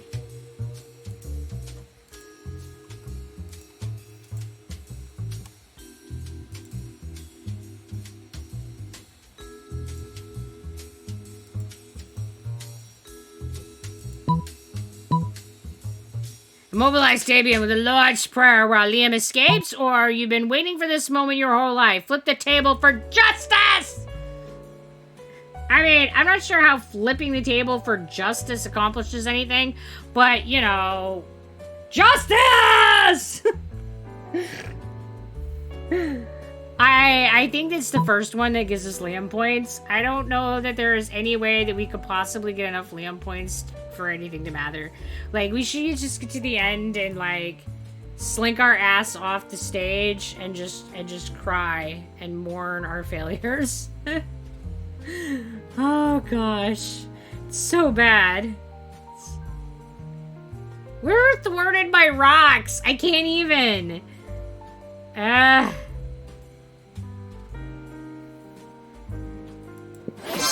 You launch into a hearty rendition of the Our Father. You've done this loads of times. It's not that the prayer has any kind of magical effect on Damien. He just can't resist criticizing it. Okay, first of all, he's not our father. I have got two dads, and neither of them is a holy asshole in a stupid cloud palace. And thy kingdom come? What's that supposed to mean? Are we, like, praying for the end of the world now? Oh, sure, begging for our daily bread. What are you, in prison or something? Your omnipotent dad can't spring for better food than bread? What if you got a gluten allergy? Do you still have to eat the daily bread? Ugh, this is ridiculous. While Damien continues to rave, Liam snaps a few more artful pics of his lunch and then carries it to another table. Ahem, are you done? Almost. I have a whole bit about the multiple papal revisions that really fucking vicious. Close enough? Eat holy water. You can't eat a liquid. It's... Wah! Damien has a hard time forming any more iconoclastic opinions with his flesh on fire. He flees the cafeteria, and you retreat to sit at Liam's table. Now that he's done taking pictures of his food, he even lets you have some. This has been a real bonding experience. Bonding over a face of fire. It's great! Who doesn't want to bond over a face of fire? I don't know. Let's go hide in the John. What could go wrong? That day you skip class and just hang out in the bathrooms because you respect no authority. I guess some people just want to watch the world burn. By skipping class and hanging out in the bathrooms, I get no shits and I gain 2 boldness. Hey, look, we got a positive number. There's a great commotion in the bathroom, as there usually is in the school's coolest hangout. You see Miranda, Liam, and Scott all crowded around the mirror. Oh, dear. Ooh, right there. Right there. You see that spot right there? Ugh. Don't poke me, Scott. And no, I don't see. That's the whole point. Vampire, remember? No reflection. How horrid it must be not to gaze upon your reflection for hours and hours each day. Oh my god, that's awful. I have servants whose job it is to hold up mirrors for me, and then a second set of servants who hold up their arms so they don't get tired. Wow. Oh, good point, Liam. Maybe you need servants. I could be your servant for the day. I could hold your mirror real good. It doesn't matter who would be holding the mirror. I don't have a reflection. All I want to do is see the spot where I'm considering putting a double helix, triple gauge, real fox, chimera scale cheek piercing. It needs to be at least half a centimeter left and 3 centimeters down from where anyone else would pierce their cheek. You don't need a mirror for that. I can just pierce it for you right now. You trust me, right? Yeah, because, like, who doesn't want their face pierced in the bathroom? It's a fantastic idea. I mean, right? Yeah. I mean, you know, Liam's 400 years old and still in high school. Vampires mature slowly, and some people struggle best with lessons, okay? Why do you think he knows all the answers? Because he just keeps staying in school. Anyway, there must be some way to inspect the potential spot, even sans reflection. Alright, guys. What are we going to do? We must help Liam with his strange weirdo problem here. I don't know why he wants a piercing, but we must endeavor to make it awesome. We could surgically remove Liam's face so he can see it for himself, or we could use found materials to create a perfect replica. I mean, why not just pull his face off? That seems like the perfect solution. Like, then you don't need a mirror at all. Just, like, pull that baby off and be like, yo, bitch, see, right here. I mean, it's fine. And, like, her face, it looks like she's absolutely rooting for us just ripping his face off. I mean, like, she looks like she wants to rip his face off right now. She's like the mermaid of death. She's like the mermaid in all the lore that, like, grabs you, pulls you down to the ocean, bottom of the ocean, and just, like, watches you drown, and then, like, giggles at you. She's that bitch. I think he would be dead before we could even ask him to prom. I mean, he's already dead. I mean, we can't kill him. He's immune to that, right? All right, we're going to create a perfect replica. Well, I do love avant-garde art, and I just love arts and crafts in general. Daddy still has my pheasant skull mosaic from 3rd grade on his fridge. Let's do it! Go team art! Scott rips a metal bar off of the wall and begins to bend it into a vaguely humanoid form.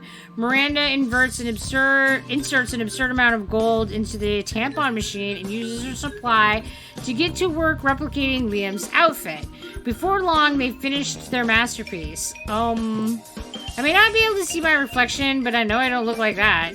It's true. On the floor is like 4 unspooled rolls of toilet paper topped with a pile of tampons and covered in liquid soap, which is just making the toilet paper soggy. Like Tampon King! Why did you think unskilled high school monsters would be able to create a photorealistic sculpture out of bathroom supplies? Guys, look at our numbers go more negativer. I mean, whoa! Maybe we can finish with all negative numbers. That would be some kind of achievement, I'm sure.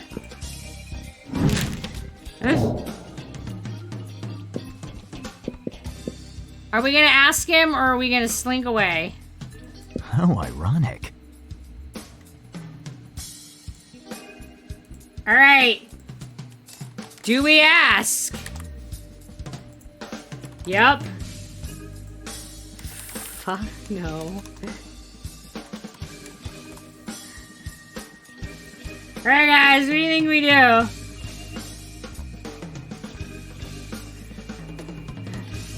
Save Butch's dignity. Fuck that guy, right? I I mean, it's not about his dignity. We just know that we're like better than him, right? Like we're like on a whole new level that this dead bastard just can't appreciate. He's been destroyed once already. He really has been. I think that his soul just can't do it. Stay home and eat chips, Butch. Yeah, the chips won't betray you.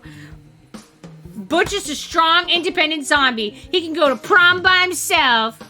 And he can just, like, rock that shit with his green, fluffy jacket. If Butch gets rejected, too bad, so sad, try again. I mean, yeah, we're definitely gonna have to try again. I mean, like, holy shit, this is just... Oh, we can't leave him alone forever. Poor bastard, he's so alone. So alone. All right, guys. We're investing. We're asking. I mean... Sure. Worst thing you can do is say no. You finally pluck up your courage and ask your beloved to go to Monster Prom with you. Psha! So mainstream. That'd be so predictable. Don't be a fool. Also, right now, I only date blue inanimate objects.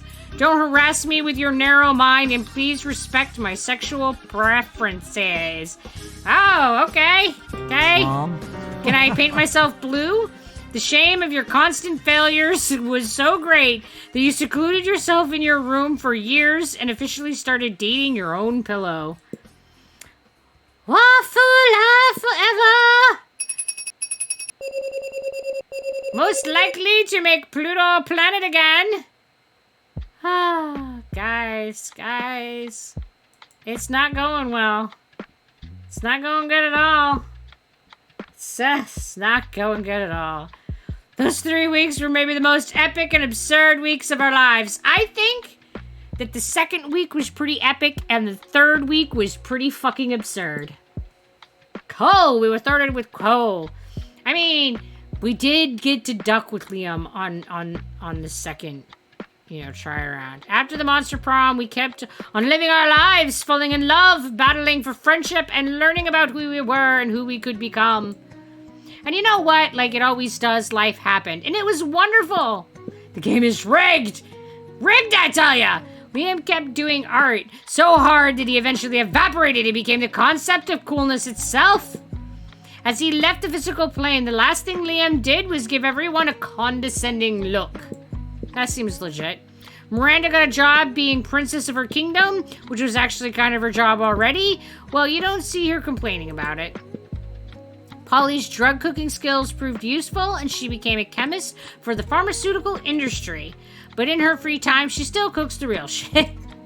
Her greatest inventions so far are watermelon-flavored ecstasy and a thing called LS Dope.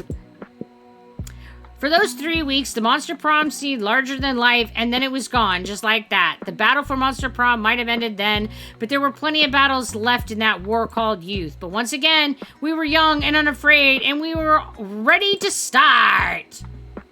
Guys, Liam hates us. There's no Liam love for us. Alas, we have failed in the wooing of Liam. Maybe another day.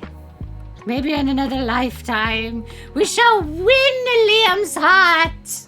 Alright guys, thank you for joining me in this strange storytelling monster adventure of goofiness. I hope that you enjoyed it as much as I did. Good night, Bounty, and welcome back, Nuclear Gamer. Right time for us to finish up. So thank you for everybody who gave donations. We really appreciate the support. You guys are awesome. And also thank you for your guys' arting. You guys are amazing!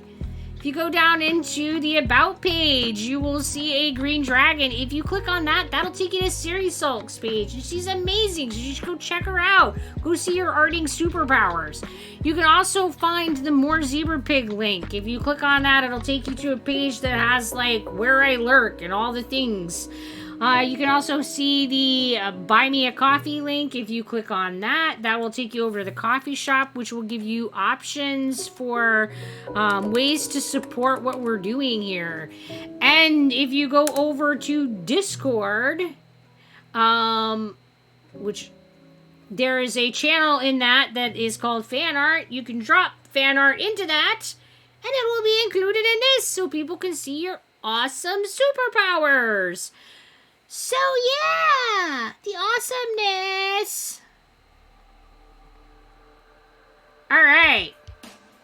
Let's see who is on that we can raid into tonight. I doubt anybody is playing Monster Prom, so we'll have to change topics.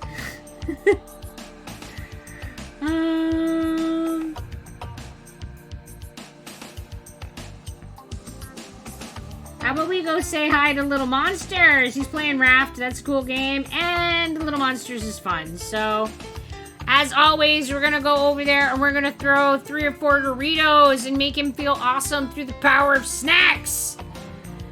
And I will be back tomorrow. Tomorrow will be a little bit later. We're going to be starting at 7 because I have an appointment. But we are going to be doing our storytelling stream. So come join us for a choose your own adventure weirdness experiment stream. And I hope that it goes well. And until we can hang out again, you guys be sure to take care of yourselves. Bye!